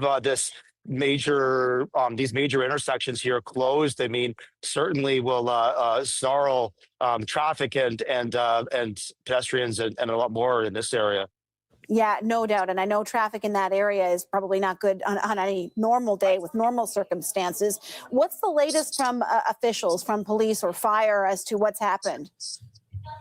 So what they're saying so far is that there are, it's unknown about injuries. They haven't released anything about that as of now. They say that anyone in this area should use caution if they're walking around here, if they're driving around here, and they are advised to avoid this area if possible. They say that police are on scene, and you can see some of that behind me. Okay. Well, that's happening right now. There's one more thing I wanted to cover before we get out of here, because where am I at? The 3 hour and change mark? Holy, mine can chat. And once again, big salute to What's the Dirt, and big thanks for the donation right there. You know what I'm saying? Donations. You know what I'm saying? Do what he did. Do you guys want to update quickly on K2? I kind of made it my job this time around. I made a concerted effort to not make any more K2 titles. People were in my mind, I was like, I could just go for the low-hanging fruit and put this guy on the thumbnail. Oh, K2 update. But one in the chat, if you guys just want a quick K2 update before we get out of here. 2 in the chat if you're like, nah, Friday, you've done enough for the day, bro. You know what I'm saying? You could wrap it, brother.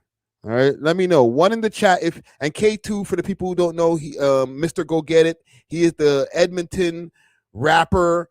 And I don't even want to put quotations marks. Rapper who was on the run for probably about 2 weeks while dropping a plethora of music. He also yeah, there's one in the chat. All right. We're here already, okay? I'm explaining it right now as we speak. He also, after he got right before he got arrested, got his chain snatched. All right. I did a full breakdown on the Snapchat messages going back and forth and the connection between him and possibly Ryan Wedding and that whole thing. Okay, so if you guys want to go see that live stream, it was an impromptu live stream that I did Monday. Okay, I have new information, and big salute to Mario T. Dot, and thanks for the donation. Right, I have more information now. Some of it online, some of it I tell you from behind the scenes.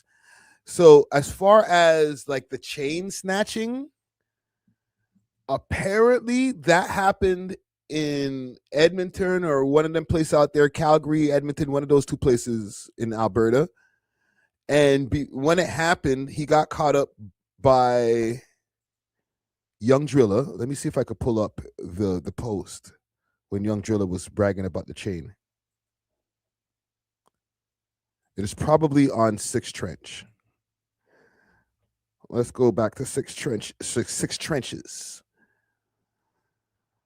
It's probably a little while back. Let me just see if I could find that quickly. K2. This is while he was still on roads.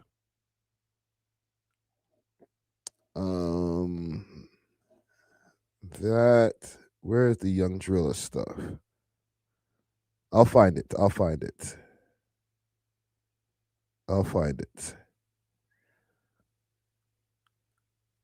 I might be too far back right at this point. Video surfaces artists. No. If it's not here, I'll find it on Reddit. Let's go to Reddit. Young Driller. Okay. Young Driller looking icy 11 days ago. Was Lil OT's murder get back for Young Driller's brother from Hamilton? What the hell? Young Driller looks like.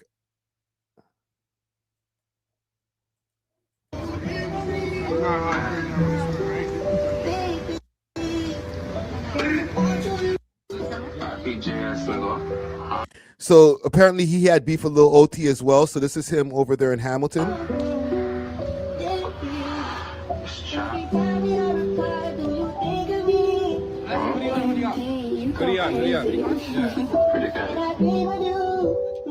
He's shooting a music video, got the Fiends in the background. But there was a point in time when he was out here flexing man's chain. Let's do this. K2. And apparently, when that chain was exchanged for a nicer way of saying it, apparently that kid got crushed, like fucked up. Okay, like he's not a big ute. Like I know, like you guys make your jokes, like yo, nigga skipped leg day. Like he definitely skipped leg day because apparently even now there's an update saying that he got crushed in jail. Okay, so let's go back to Torontology, just the page itself. What I'm trying to not do is, let's do this. Refresh Torontology. I'm trying to just go just to the straight page because if I just go up on Reddit, here's what I'll do.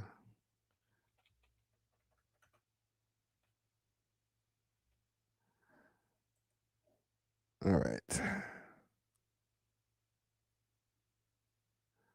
Friday, a chill guy. What the hell? How does yo? This is happening right now in real time. Holy, salute to me. Upvote.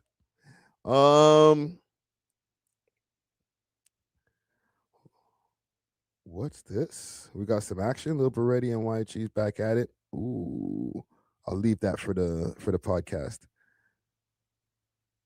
But there's a new post about this K2 guy. So K2 jumped in jail. Listen. It goes into fucking section 1. I'm in section 2. It goes into his cell at 10 o'clock, like 11 o'clock. It's brunch. I seen that nigga grab his tray and go back to his cell.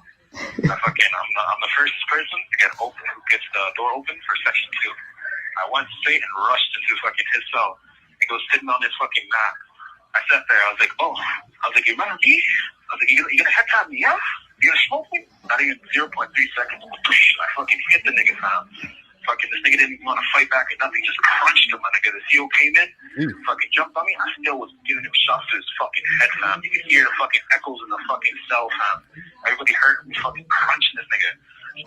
So yeah, he's not having a good time. Nobody has a good time in prison per se, but he's having a bad time, bro. Like, you just got there. They locked him up in Calgary, so he's in an Alberta prison somewhere. He's probably in a Calgary prison, and that's how they're moving out there, bro. There was another post that is a little bit more recent, and then we can end this K2 segment. There's not a lot going on. I'm just giving you guys a quick update, because that, when I saw that, I was like, damn. Is it this? No, that's not K2. That's a Chinese youth. Looks like no. I'll find it. Give me a second. It was like fresh. This is from 5 days ago. An apology that had been posted. I don't know if this is real. Okay. Shoot, don't bluff is the IG page. K2 is back on IG and launches his music career. I don't know about launching it. Like, you were already doing it. Okay. Is this his page? Holy, this might be his page still. Not gonna lie. Let's go back to the post. So he says, I'd like to start off by apologizing to everybody supporting for current circumstances. Things are being handled to the best of our ability, and I appreciate all the recent support. Keep it coming. It's all appreciated. I will be continuing to release music, and happy to say I'll be working with Money Glitch Mafia. Interesting. From now on, keep me in you guys' prayer.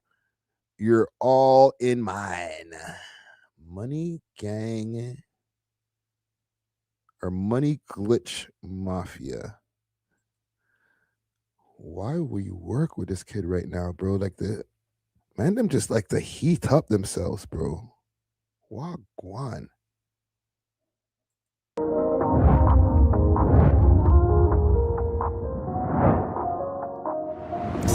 When that nigga that's uncommon. They say, why do you talk like that? You can't talk like this if you never done none. Say, why do you walk like that? Cause I gotta talk to my. One is all right. Money Glitch Mafia. That's who he's gonna be working with. Okay. There was another post I feel like I'm missing. 20 hours ago. Okay. Apparently, K2 tried to use Lil OT's name as protection, but it didn't work. And after, apparently, he got crushed in Calgary Unit 6, and now he's got moved. Man, shaking it right now. Holy. Yeah, I think that's about it right now. These guys are going off.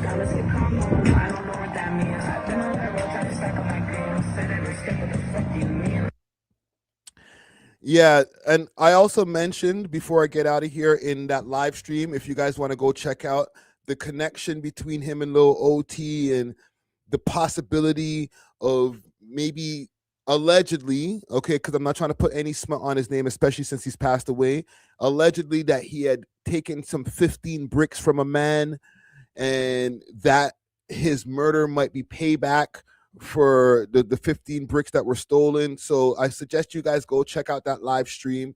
Everything is covered over there in that. As far as K2, I don't know what to tell you, brother. You make the bed that you lay in. You know what I'm saying? I'm not going to be like, yo, free him. Or like, nah, bro, if you're out here doing paid hits and you got caught up for doing paid hits, then it is what it is, my guy. So, yeah, hold your head there, brother. Well, I'll give you that. Hold your head. I think we can end it here. Okay. Big salute to the chat. Everybody who's been popping in from the beginning of the live, who's been in and out. Okay. Big salute to everybody in the chat. Big salute to anybody who's donated to the live on the way through. Okay. We'll be back in a couple of days with episode 671 of the We Love Hip Hop podcast. And I got some more content in the vault just now. So stay tuned. All right. Until then, we are off of this. Doses.